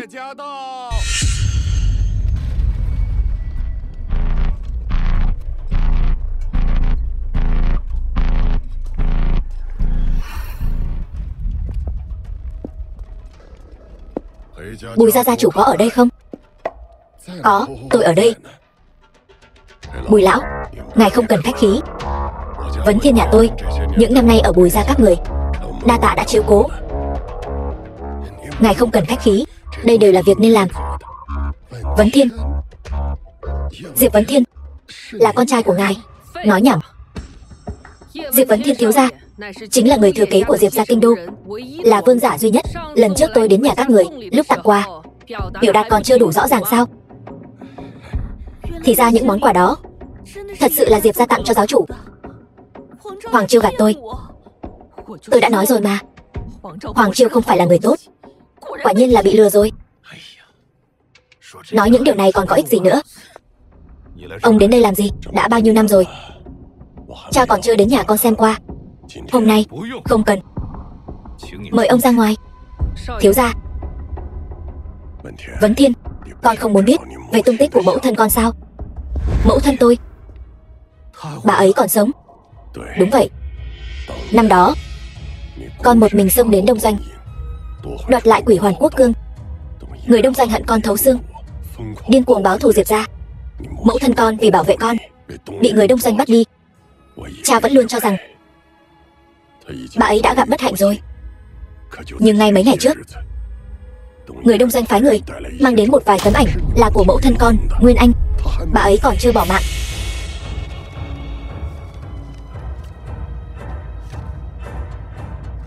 Mẫu thân, người Đông Doanh muốn con cầm Quỷ Hoàn Quốc Cương, thân chinh đến chuộc lại mẫu thân con. Lũ súc sinh này. Người Đông Doanh xảo trá đa đoan. Giáo chủ, có khi nào có gian kế không? Đúng vậy, giáo chủ, dù sao thì Diệp gia này cũng không phải là người tốt lành gì, vẫn là nên cẩn thận thì hơn. Chỉ cần mẫu thân tôi còn sống, như vậy là đủ rồi. Dù là hang rồng ổ hổ, tôi cũng phải cứu bà ấy về. Bà ấy ở đâu? Kinh đô. Cha đã phái đi rất nhiều thám tử rồi, nhưng không có một chút manh mối nào. Người Đông Doanh trước khi chưa nhìn thấy Quỷ Hoàn Quốc Cương sẽ không để chúng ta tìm được một chút thông tin nào đâu. Lũ súc sinh này. Như vậy đi, ông về trước ổn định bọn chúng. Tôi sau khi chỉnh hợp xong toàn bộ lực lượng của Thượng Hải, trong vòng 3 ngày nhất định sẽ đến kinh đô. Còn chỉnh hợp cái gì nữa? Bây giờ xuất phát luôn đi. Đại ca, chỉ cần anh ra lệnh một tiếng, chúng tôi Thanh bang, Tào bang, Hồng bang, thậm chí là toàn bộ Thượng Hải, tất cả mọi người, ai dám không theo. Đúng vậy, Thiên ca, chuyện của anh chính là chuyện của tất cả chúng ta. Anh cứ việc hạ lệnh đi, tất cả chúng tôi đều sẽ ủng hộ anh. Đúng. Được. Như Yên, hôn lễ của chúng ta có lẽ phải hoãn lại rồi. Em cùng anh đi. Ngốc nghếch, con nói linh tinh gì vậy? Vấn Thiên là đi làm chuyện lớn, con đi theo sẽ liên lụy đến cậu ấy. Em ở nhà đợi anh nhất định sẽ trở về. Nhưng mà nghe lời.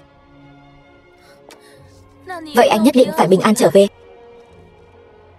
Yên tâm, anh còn phải trở về cưới em nữa chứ. Xuất phát.